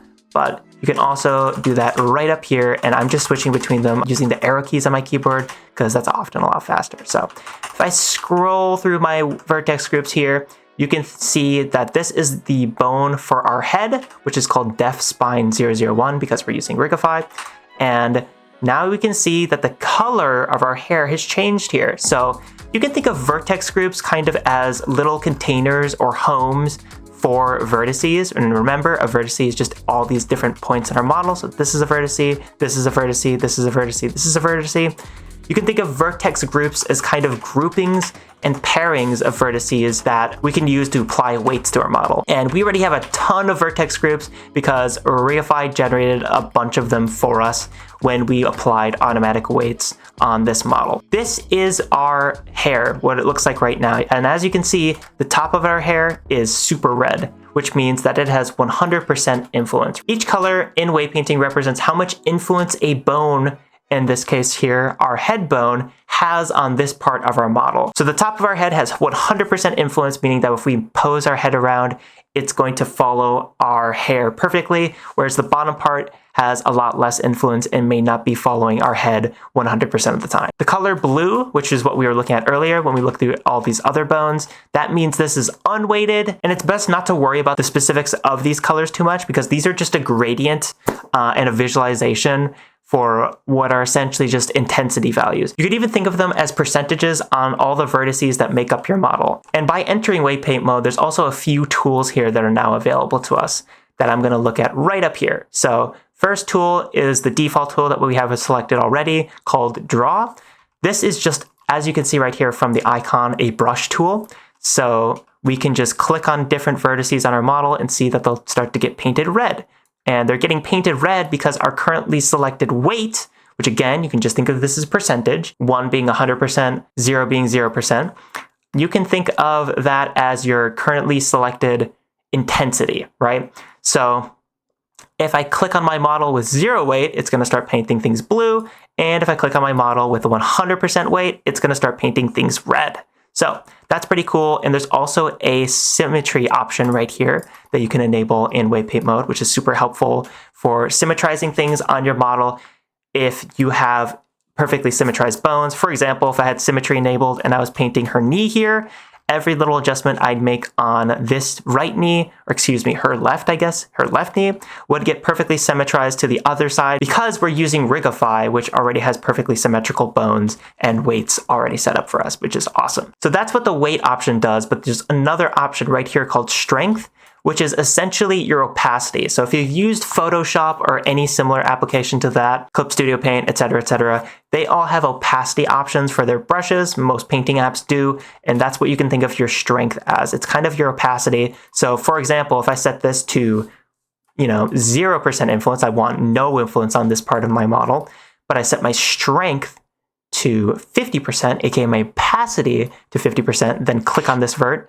it's gonna turn green because again, if we put strength to 100% and then weight to 50%, it's also going to be very, very green because that is what 50% weight on your model looks like. And that sounds kind of confusing, like why they even separated, but this is very useful for other tools, not as much the brush tool usually, like the gradient tool. So for example, if I wanted a really smooth gradient on my model, I'll go to the right orthographic view and set my weight to 0, but my strength to 50%. Then if I hold left click and drag with the gradient tool, you're gonna see we're gonna get a beautiful smooth transition between gradients. And being able to lower our strength can kind of help with those gradations, especially when we're using other tools like blur as well, which blur does exactly what you would expect. It kind of blurs the transition between all of your weights. So I'm going to do all that. I'm going to do all of that with Control+C. So I'm just going to spam Control+C a bunch of times. Actually, I'll redo that with Control+Shift+C a few times. There we go. So now let's actually talk about the different options we have for these brushes, because they're actually extremely important and there's some extremely frustrating things that I need to explain right off the bat. So if I press N on my keyboard here and I go to Tool, you're going to see that this is where we have tool options, which is also available right here in the properties editor. So these are literally the same menu. You can use either one, but in my case here, I'm going to use this one from the little N menu in the 3D viewport because it's a little bit more convenient for me. So there's a few super useful options here because by default, you're going to be using this draw tool when wave painting a lot. And I would highly recommend whenever you're using the draw tool for low poly models like this one to set your fall off in your brush settings to this right here. So this brush shape is flat, which means that every single time, let's set our weight to 100% here and our strength to 100% as well. So every single time you click on a vert, it's just gonna like straight up paint that vert 100%. If you don't have this enabled and you have like one of these shapes, for example, and you click again, it can kind of like create smooth transitions, which can be nice, but realistically in low poly modeling, you're often kind of just painting things like 100% or 0% a lot of the time. So that can be kind of distracting and not actually super helpful.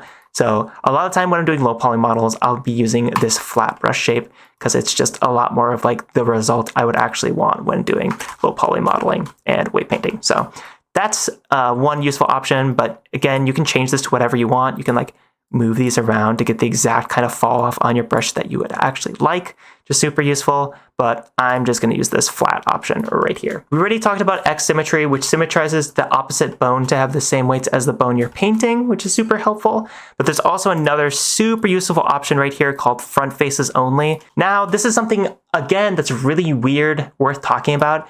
If we try to go to X-ray view in wave painting mode, you're going to notice that it says X-ray not available or in current mode. That's because we're in rendered view. Which you can see by pressing Z, we're in rendered view. But if we go to solid view, then press Alt+Z, you actually can use X-ray mode while wave painting. So if you want to use X-ray mode and have your textures visible, you can click this little drop down right here next to the top right of your viewport, go to flat, then texture. And in theory, that should actually just show your textures and allow X-ray view to actually be used, which is really awesome and helpful when wave painting. So that's that, but anyway, I mention that because that's what front faces only does. If I turn off front faces only, that lets us paint through objects, which can be useful sometimes. So I'll turn off front faces only and symmetry just to make sure that's not part of this equation. Then I'm going to set weight to 0. And as you can see, if I now start wave painting through the model like this, or like on this side of the model, then we rotate to this side of the model. Oh, actually, I don't see anything yet. Oh, okay. So I think I might see why. So the reason that's not actually doing anything yet with front faces only disabled is because we also need our fall off shape to be set to projected, not sphere. So if I do this again, go to this side of the model, start painting away, just like left click, left click, then rotate around my model, you're going to see that we are now painting through our model. So that can be useful in situations where you have something kind of like a cylinder where you just want the exact same weights all around every part of your model. But in our case here, that's not super useful, but it can be very useful in certain situations. So I'm going to undo that with Control+C a bunch of times. There we go. And I'm going to set my fall off shape back to sphere and turn on front faces only once again, because that's kind of what I want right now. Then we have the most frustrating Blender option I've ever encountered. I have to say, this is the most baffling and confusing thing for beginners I think there is in maybe all of Blender, but definitely in wave painting. And that is this option right here. So on your brush settings, you're going to see this option right here under options. So N, tool, options. Right here, you have this option right here called auto normalize. This should be enabled by default. Every single Blender tutorial I've ever watched on wave painting tells you to enable this option, but for some reason I don't understand, it is not enabled by default in Blender. I really hope they change that someday, but in any case, the reason I say this is because without auto-normalize, you can create points on your 3D model where multiple bones have influences over 100% on your model, which is so confusing. It's really, really bad for beginners. And enabling auto normalize makes it so that when you add weight to one bone, it actually removes it from another, which is what you would expect to happen, right? And if you end up with areas on your model where the total influence exceeds 100%, which, that's going to happen when you don't have this enabled, auto normalize can help fix those issues automatically. So I would recommend to basically everyone to turn on auto normalize when you're weight painting your model. Basically 100% of the time. Sometimes it can be useful for when you're trying to do very smooth transitions, I've heard, or when you have like very high poly models and you're doing things a little bit more complicated than low poly, but really just turn on auto normalize to save yourself a world of headaches. And one final thing to mention about weight paint mode is that there's two options right up here. One is called face selection masking for painting, and the other is vertex selection. And you can actually switch between these by pressing 1 and 2 on your keyboard, just like you can switch between selection modes in edit mode. But in our case here, we really don't need these. This is great for when you need to mask specific faces or vertices on your model. But in our case here, our model is so low poly, that's mostly unnecessary. So how do we actually fix the issues we talked about in the beginning of this video, being that when we move our hand, this stuff kind of wiggles around and moves with our model. I'm going to go back into render view by pressing Z render, and then I'm going to click on my model, my hair model in object mode, and go into weight paint. Now, making sure that I'm on def spine 6, which is our head bone in our case here, we're going to press N on our keyboard and make absolutely sure we have auto normalize enabled. Otherwise, this will not even do what we want it to do. So with auto normalize enabled, I'm going to go to the gradient tool, set that weight to 100% as well as the strength to 100%. Then I'm going to click and drag up. I'm going to click and drag up a few times to make absolutely sure that our head is 100% weighted to this bone. And again, with auto normalize enable, it makes it so that when you add weight to one bone, it's actually removing it from another. So now when we go to object mode, select our rig and go to pose mode by pressing Ctrl+Tab. Now, when we move it around, our hair is no longer following along with our hand, which is fantastic. But we still have this issue with our collar, where if we move our hand around, it's moving along with it, which we don't really want. And to fix that issue, I'm going to go back into object mode and select our torso here and go back into weight paint mode by going to weight paint at the top left of our 3D viewport. Now I'm going to scroll through all of our weights right here. And by scroll through, I mean arrow key through them. And I can see that there's a lot of weights on spine 2 here, which probably means it's the bone on our rig that we want to weigh this 100% to. So I'm going to use a gradient tool once again, drag down, drag up. I, in my case here, want it 100% weighted.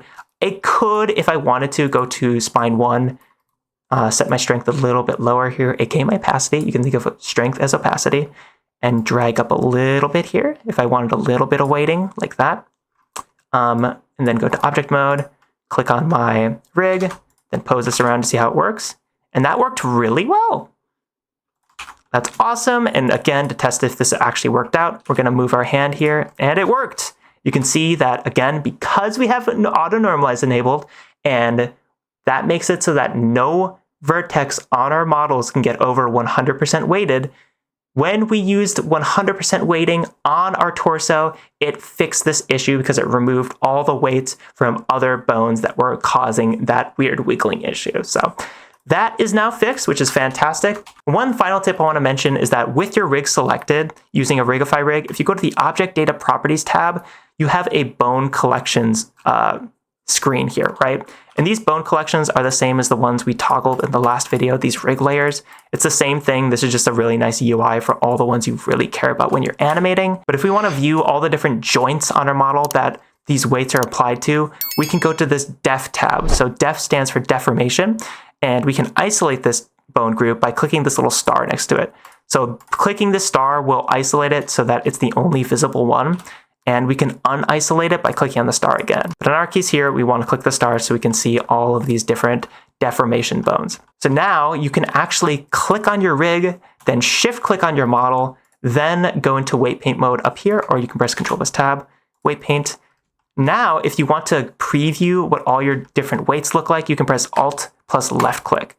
So Alt plus left click is switching between our vertex groups. So you can see right here where we have our currently selected vertex group, or right here. our vertex group menu, if we press Alt plus left click, we're switching between them, which is awesome. And it would actually be a little bit cleaner of an example if I click on my torso object here. So I'll click on my torso. Actually, excuse me, I'll click on my rig, then shift click on my torso, then press Alt plus tab and go to weight paint mode. Now, if I press Alt plus left click on my spine 2, we can see that we have a little bit weighted to it. If I go to spine 3, nothing's weighted to it. And if I go to spine 1, there's a little bit weighted to it as well. So spine 2 has like the most weighted to it, as you can see here.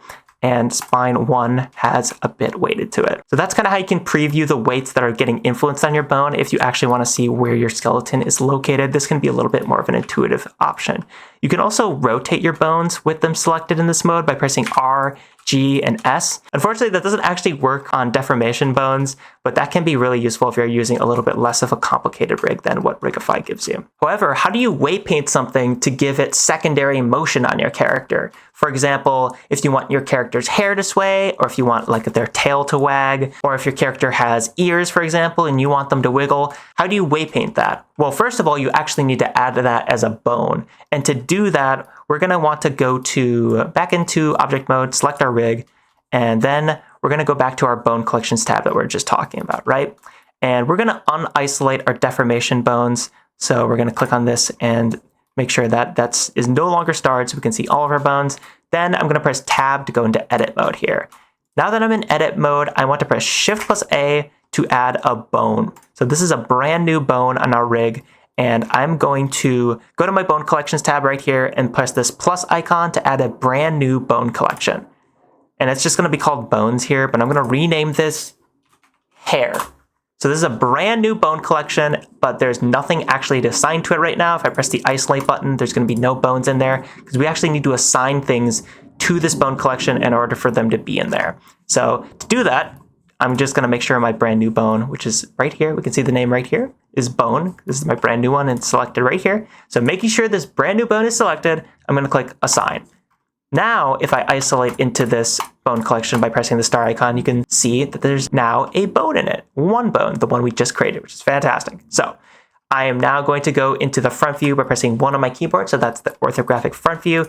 Click on my bone, press G plus Z to move it up, then R to rotate it like this. And again, it's super important. Remember when we talked about bone heads versus tails, this is the head of our bone right here. This is the tail of our bone right here, which means when we rotate our bone, it's going to rotate from this point right here. So it's really important that when we position our bone, which we're going to rig to the front hair right here, that this is the top of our bone and this is like the bottom of our bone, basically. So I'm going to position it, scale it, G to move, S to scale, kind of like this. Grab the head of the bone like this, kind of just line it up like that. All right, then I'm going to press 3 on my keyboard, G plus Y to move this forward, plus Y, then kind of line it up like that. That's looking really good. And while we're in edit mode, I should also, first of all, get out of orthographic view by clicking on this little icon right here. But I also want to rename my bone to not just the default bone name. So I'm going to press F2 on my keyboard while I'm in edit mode and while I have my bone selected and call this hair underscore front. Just for example, you can call it whatever you want, of course. With hair underscore front selected, just for fun, I can also go to the bone tab right here, go to viewport display and make this bone, we'll make it purple just for fun. So this bone is now purple. And I'm going to go back into the Object Data Properties tab right here. And now that that's all taken care of, we want to actually make sure that this bone is weighted to our hair because it's not actually weighted to our hair yet. And to do that, we want to click on our hair model, then shift click on the bone we just created, then press Ctrl plus P, then do armature deform with empty groups. You could do automatic weights, but sometimes that's just not going to do what you want it to do. So in this case here, we're just going to do with empty groups.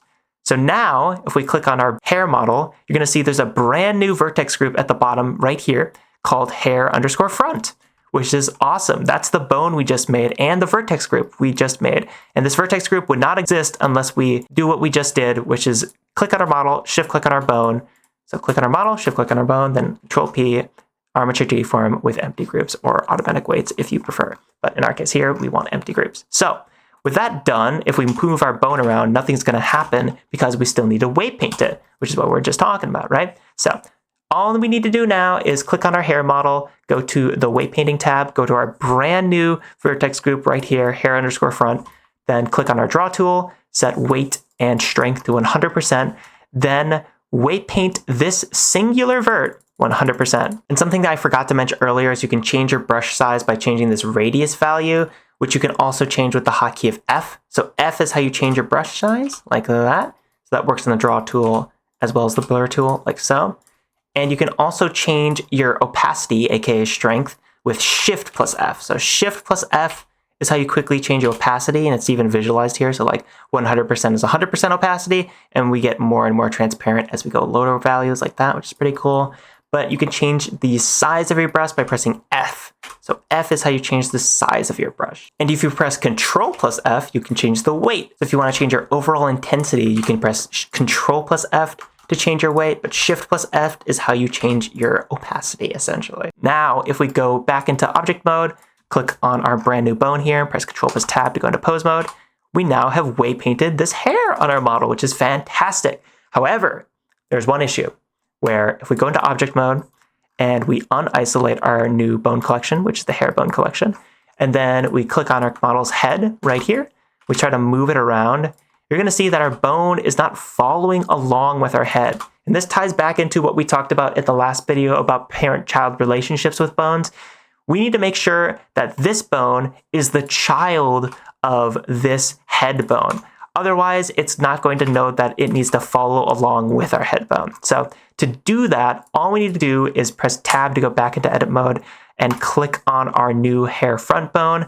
Then we need to go to the bone properties menu right here. And in this menu, there's a relations option. So, a relations dropdown where you can set the parent of your bone. And remember, when we were going through all the vertex groups of our hair here, we saw that there was a vertex group called, if we go all the way to the top here, def, and def is short for deformation, spine 006. So def spine 006 is indeed our head bone's name using Rigify. So remembering that, we're going to go back into object mode, click on our bone here, go back into the relations tab right here. So this is bone properties, relations, and then from parent, we're going to click, we have to be in edit mode. This is object mode. So we're going to make sure we're in edit mode with our new bone selected, which is hair front. Then we're going to go to relations, parent, and do def spine .006, which is the name of our head bone. You're going to see there's a little line that appeared from our head bone to our hair front bone. And when we go into object mode, when we go into pose mode now and rotate our head bone around, you're going to see that our hair bone is now following along with it exactly as we'd expect. So now we can animate this secondary motion on our hair. And we just rigged hair, but this also works for tails. This also works for ears. It works for anything that you want secondary motion for on your character, and it's very easy to do. So that about covers it. In the next video, we're going to talk about rigging your character's faces in 2D. So our character has a two-dimensional face texture here. We're going to talk about how to animate those using geometry nodes. Hope you're looking forward to it, and thank you so much for watching. How can we make a facial texture like this animate on our character rig kind of like this? That's what we're going to talk about in this video. Huge shout out to Lacruzo for making this amazing video on animating faces with 2D textures in Blender, by the way. Definitely go check that video out if you want a really good breakdown on how to actually make textures like this from scratch.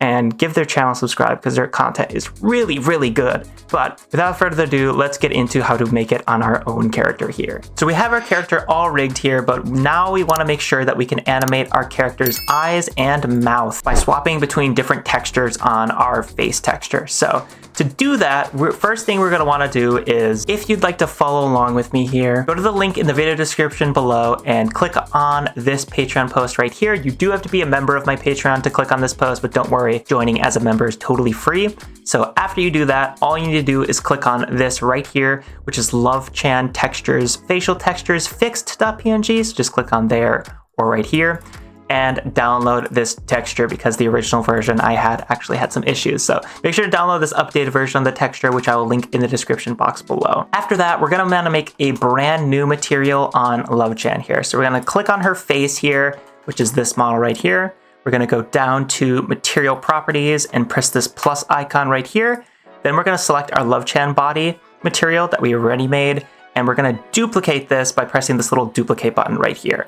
Now I want to rename this new material Love-chan Face. This is going to be our Love-chan face texture. Now we're going to want to drag up a new panel here by going to the bottom left of our viewport here and dragging up like this. Then I'm going to switch this over to a shader editor tab. So I'm going to click shader editor from this little drop down right here. And now we want to replace this body texture with our facial texture that we just downloaded. So I'm going to drag in, so I'm literally going to Windows right here. I'm finding the texture I downloaded on my computer, and then I'm dragging and dropping it in to our shader editor like so. And I'm gonna put it right here and delete this one like so. So that didn't actually update anything yet. And the reason for that is we have to actually assign this texture to our face here. So to assign a texture to a face in Blender, all you need to do is, first of all, I'm going to isolate our model by pressing / on my keyboard. So I'm just looking at this model right here. Then we're going to go to front view and just tab to go into edit mode and press W to go to the select box tool and press Alt A to deselect all. Now I want to assign this new texture to all the different parts of our face here that are going to be animated. So that's going to be this part. Excuse me, I'm going to press 3 to make sure I'm on face select. So I'm going to select this face, these faces, all these faces, and I'll even press C to go to the circle select tool and select all these faces like so. So now that all of these are selected, I can press H to verify, yep, those are the right ones. That's fantastic. Now I want to go to my Love-chan face material and click assign. And we can tell it worked because it looks really weird and funky now. And the reason it looks super weird right now is because our face texture has different dimensions than our Love-chan body texture. It's going to actually mess up our UVs here, which means we need to do them once more. But we can do that super quickly here. So to do that, I am going to, again, making sure I have all these faces still selected, press U on my keyboard and do project from view, making sure I have those faces selected. Then I'm going to make a brand new panel right here and go to the UV editor panel, which I can just click up here and press U on my keyboard to enter. Or again, it's right there, the UV editor. Now I'm going to press G and scale up my face on my first face texture right here. I'll zoom in here, see how this is looking.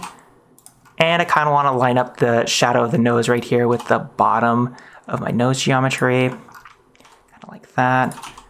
Though I'm not going to aim for perfection here because this is just a tutorial on how to swap face textures. I do have tutorials on this channel for UV unwrapping if you want to go check those out that go into a lot more depth than this. So that's how our face texture is going to be laid out. That's looking pretty good to me. So now how do we actually animate between these? We're going to want to do that in the shader editor, which we already have at the bottom of Blender here. So I'm actually going to scooch these over so I can kind of see what I'm doing a little bit better and make this a little bit bigger. That's good enough for now. And with the Node Wrangler add-on enabled, I'm going to click on my texture here and press Ctrl+T to add a mapping and texture coordinate node. Now, if that didn't work for you, you have to have the Node Wrangler add-on enabled, but luckily that's included with every version of Blender by default. Go to Edit, Preferences, Add-ons, Node Wrangler, and make sure that is checked. So with that checked, click on your texture here and press Ctrl+T to add a mapping and texture coordinate node.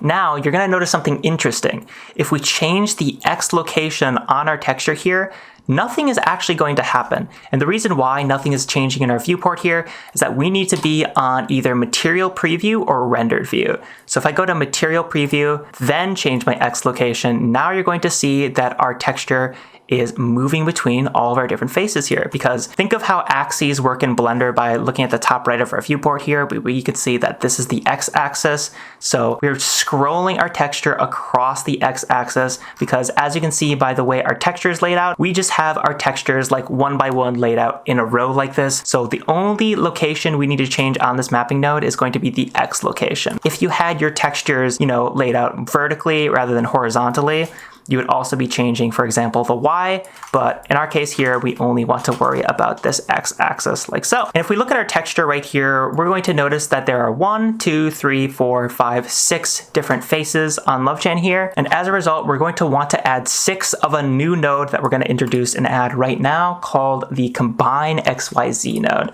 So we can press Shift+A to spawn in a new node in the shader editor. We'll press Search and then do Combine XYZ.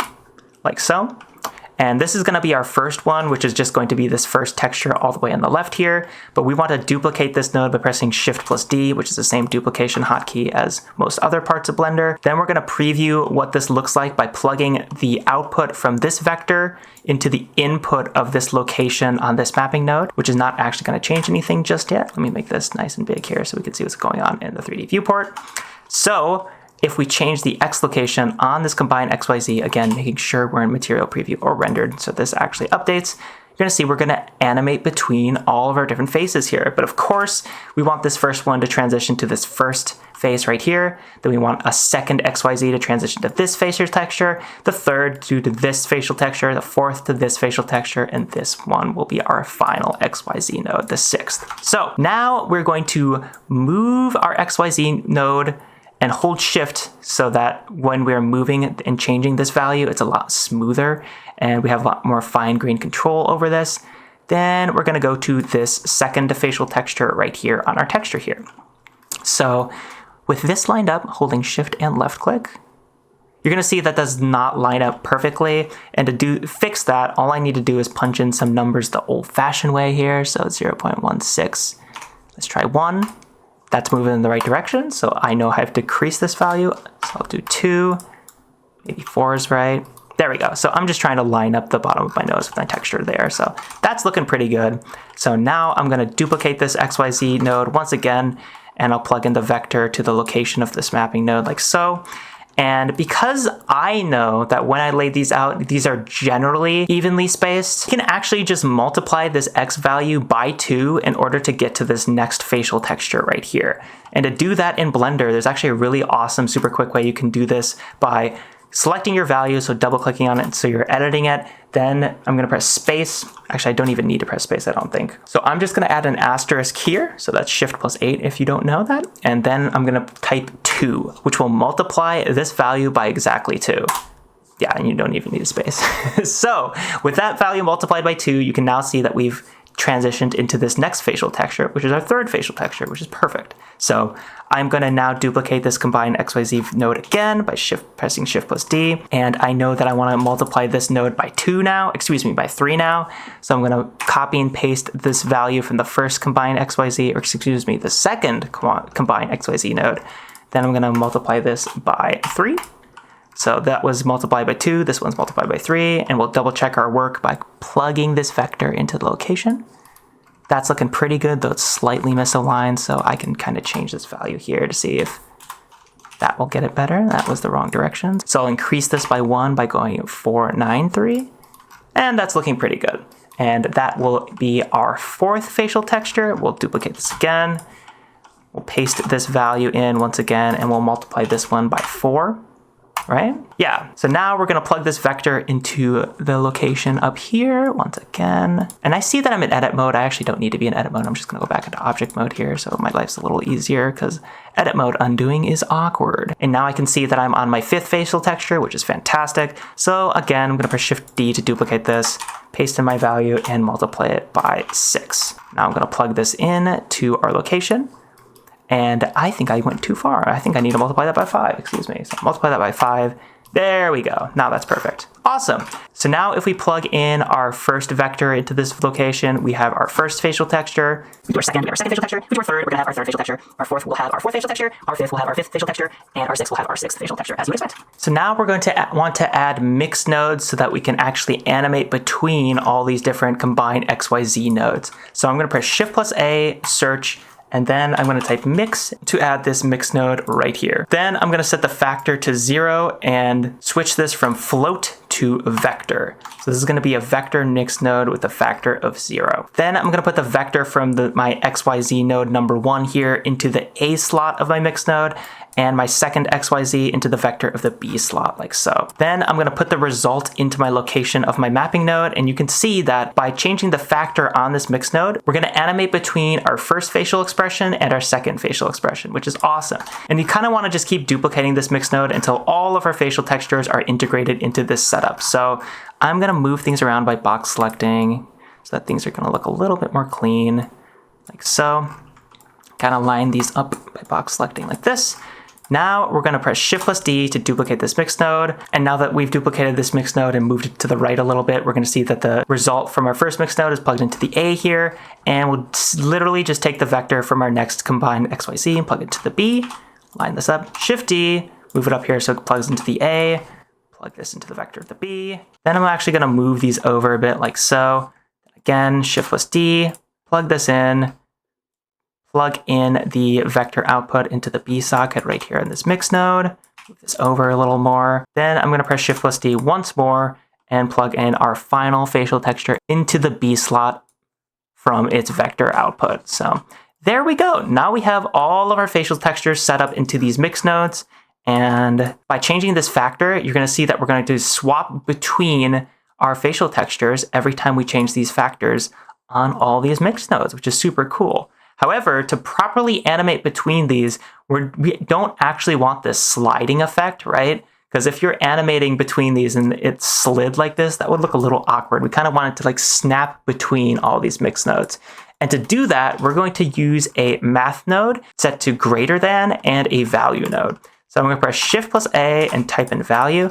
Then I'll press Shift plus A and type in math. That's not how you spell math. There we go, math. So I'm going to set this math node from add to greater than. Then I'll set the threshold to 1. So it's a greater than math node with a threshold of 1.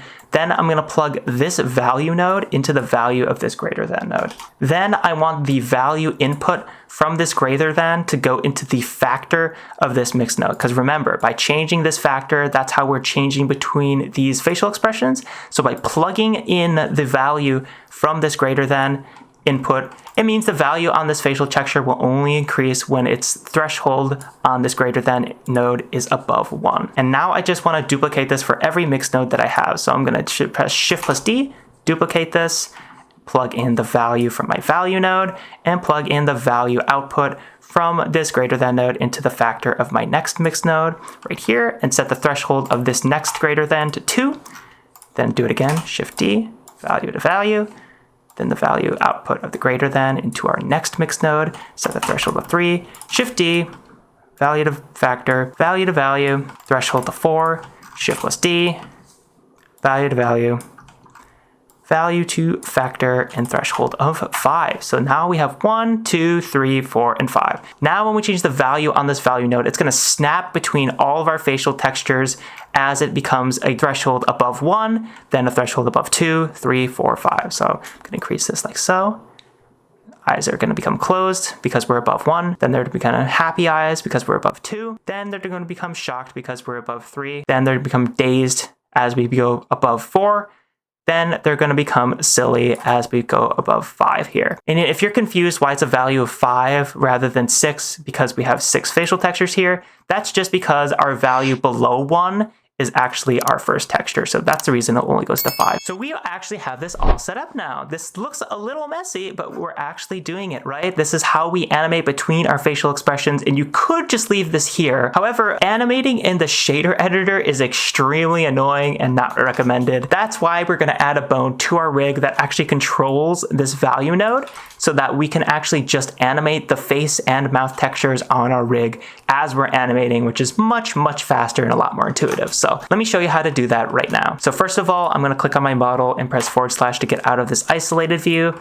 Then I'm going to want to spawn in a new bone. So I'm going to click on my rig in object mode, tab to go into edit mode. Then I'm going to press Shift plus A to spawn in this new bone here. I'm actually going to click on my bone right now and name it face_control. This is going to be our face control bone. Then I'm going to press 1 to go into orthographic front view and press G to move it up, S to scale it down like so. And I'll even go to the side view and rotate this. We'll say -90 degrees like that. All right, so that's looking pretty good, but we don't actually want this in the bone collection it's in right now. We're gonna make a brand new bone collection for this bone and call it face control. So I'm gonna press plus to add a new bone collection right here. Then at the bottom of my bone collections, I'm gonna have this new collection called bones. Then I'm gonna double click on it and call it face controllers, like so. Then, making sure I have my new bone selected, I'm going to click Assign, and now I'm going to press this star icon to isolate this bone so that this is the only bone I'm seeing right now, which is very convenient for us. So now that this is the only bone we're seeing here, we're going to go back into object mode and click on my Love-chan face material here. Then we're going to go to this value node that we spawned in and right click on it and hit Add Driver. Now you're going to see a very confusing, scary looking menu, and you might even mouse out of it, which makes it disappear, and you're freaking out like, where'd that menu go? What's going on? Don't worry about it. All you need to do to fix that is right click on wherever you created your driver and click Edit Driver to bring that same menu up again. Now we want to set our object here in our driver to our rig, and in our case here, our rig is literally just called rig. That is our quote-unquote object, and the bone we want is that bone we just spawned in, which is called face control. So we're going to type face, and face underscore control is the bone we want. So that's perfect. Then the type we're going to set to Z location because we want it so that when we go up and down, that's going to change the texture on our face here. And we're going to make sure to set the space to local space. Otherwise, it's going to be in world space, which is going to be kind of confusing and not really what we want here. So we're going to set it to local space. So with all of that out of the way, something really cool is going to happen here because we can click on our bone now, go into pose mode and move it around. And as you can see, nothing is happening unless we press Z and go down. Now we can see that it's actually changing the facial expressions on our character here, which is super awesome. However, it's only doing that when we go down on the Z axis, which is not really what we want, right? And to fix that, all I need to do is select my bone, press Tab to go into edit mode. Then I'm going to open the transform menu here by pressing N. And we can see what's causing our issue because our bone roll is actually set to negative 180. And to visualize bone roll and like the axes on your bone, all you need to do is scroll down on this Object Data Properties tab, and where it says axes, check this little box right here. Now we can see that this is exactly upside down, which is not really what we want here. We want to set our bone roll to 0 here rather than negative 180. So I'm going to set that to 0 so that Z will actually be up, because as we can see right here, looking at the axes on our 3D viewport here, Blender is a Z up program. Some programs are actually Y up, which is, kind of confusing, but Blender is a Z up program. So we want Z to be facing up here. Now, if I go back into pose mode here and move my bone up rather than down on the Z-axis, it's going to start animating between our expressions, which is fantastic. However, it takes a lot of movement to actually get it to change between our expressions, which is really annoying. So to fix that, I am just going to select our face again, and I'm just selecting my face to go make sure I'm in my Love-chan face material in the shader editor, of course. Then I'm going to right click on our value here and edit the driver once again. And we're going to go to the expression tab right here. And where it says plus 0.38, we're actually going to replace that with multiplied by, and we're actually going to multiply our value by, we can do any number we want. We can do 10 or 15 here, but in my case here, we'll start with 15 just to see what that's looking like. So now when we go back to move our bone, move it up on the Z-axis, it's going to take a lot less movement to move through all 6 of our face textures like here. So you can see it requires much less movement, which is a lot more easy to control, which is awesome. However, it's kind of not the best setup in the world, because if we just move this around, we can kind of move this wherever, which is not a great rig setup. We would actually want it so that it can only move on the Z-axis. But how do we actually do that? Well, there's a tab right at the bottom right of Blender here called the Bone Constraints Properties tab. And I'm in pose mode, so that's going to be visible. It might not be visible in certain other modes, but make sure your bone is selected in pose mode and then go into Bone Constraint Properties. Then we're going to want to add a bone constraint to our face control bone, and it's going to be limit location. So we want to add this limit location transform bone constraint. Then we're going to want to check these boxes next to minimum X and Y, and check these boxes right here, maximum X and Y. And you're going to see that this teleports our bone to the face of our character, which we don't want.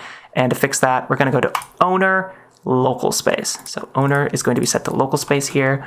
Now, if we try to move our bone on the X axis or the Y axis, it is not going to work. It's only going to move on the z-axis, which is much better. So that's already a much better setup. However, we could still move this in the wrong direction, which is in the negative z-axis. We actually only want it so that this bone moves in the positive z-axis, because this is unnecessary. We would never actually want the bone to go this direction. So to fix that, I'm going to set our maximum z to whatever value our final texture is when we move it. So that sounds a little confusing, but all that really means is move your bone up until you're on your final facial texture, which in my case is going to be the silly one. Then when you do that, from your move menu here, where you see your z value, literally just copy that and then enable maximum z, then paste that right there. Your minimum z is already going to be at 0, so you don't need to worry about that. Then just move your bone. And now your bone is only going to go where you actually want it to, which is perfect. You can even go to bone properties here, go to viewport display and change your bone color here. So I'll change this to pink, for example. That's not pink. Pink, for example. And that can look kind of nice. So this is already fantastic. We can already animate our character's facial expressions in our rig itself, which is super awesome. But more often than not, you're gonna wanna animate this mouth and the eyes separately from each other. So how do you actually do that? Well, we're going to actually want to create a new material to do that. So I'm going to go back into object mode, click on my face here, and go to this material properties tab. Then I'm going to spawn in a new material by pressing this plus icon, and I'm going to select my Love-chan face material. Then I'm going to duplicate my Love-chan face material and rename this new material Love-chan underscore mouth. Now we want to assign the mouth material that we just made to just her mouth here. So we're going to go to the front orthographic view, select our object, go into edit mode, then just select these faces on her mouth here. Then I'm going to go to our brand new Love-chan mouth material and click assign. And now that that's done, we want to go back into object mode, select our bone, press tab to go into edit mode, and press shift plus D to duplicate it. So we just duplicated our face control bone. Then in edit mode, I'm going to press G plus X to move this over. And because we're in edit mode, we can still move it along any axis that we want. Then I'm going to rename this bone mouth underscore control. Then I'm going to select my first bone here and press F2 to rename this eye underscore control. So we're going to have an eye control right here and a mouth control right here. And I can even go into the bone properties tab right here and change the color of this so that it's blue, just for visual clarity's sake. Now I want to go into object mode once again, select my face object right here. Then I'm going to go to the material properties tab right here, and making absolutely sure I have my mouth texture selected, or excuse me, my mouth material selected and not my face material, I'm going to press right click on my driver, click edit driver, make sure that my make sure that my object is still our rig like so. Then I'm going to click on bone here and make sure that this is now set to our mouth control. So this is the bone we just duplicated here, and I'm going to select it like so. So this bone right here should now be in control of changing our mouth texture. And just to make sure that our eye texture is working as intended, I'm going to go back to the Love-chan underscore face. In fact, I'll just rename this Love-chan underscore eyes, because that's going to make a lot more sense. Then I'm going to right click on this, hit edit driver, make sure the object is set to rig. So like that. Then make sure my bone is set to eye control like that. Now I'm going to go into object mode, select my bones, and press Control plus Tab to go into pose mode. And if I move this bone right here, you're going to see we're going to animate between our eye textures. And if we move this bone here, we're going to animate between our mouth textures, which is fantastic. This is now working exactly as we wanted to. I'm going to go to the Object Data Properties tab. I'm going to click this star so that we're not isolating this bone collection exclusively. And now we can now animate Love-chan exactly as we see fit, using everything we learned about rigging, weight painting, etc., and we can even animate her face textures like so, using these two bones that we just created. Plus, if we want these bones to follow the rotation of the head, so for example, we could have it so that when we rotate our head, our bones will follow along with our head. All we need to do is to select our bone, then go to edit mode right here, then go to the bone properties tab right here. Then in relations, we want to change the parent of our bone to be def spine 006. So this bone is now the child of that bone. I can do it on this mouth control bone here as well. So I'll make this parent of this bone def spine 006. Now, if we go to object mode and rotate our head around, you're going to see that these bones follow our head like so. We can even translate them like this and also have the bones follow along like this. and they will only change expressions when we actually move them around like this. So that can be super handy if you want the bones to follow along with your character, and it helps you not lose them when you're in the midst of an animation. So that actually wraps up this low poly series, which means that the price of the course is going to increase in just a few days on September 7th. So make sure to pick up the Gumroad version of the low poly series before the 7th when the price increases. Like the video and comment below if you enjoyed it, and I'll see you in the very next video.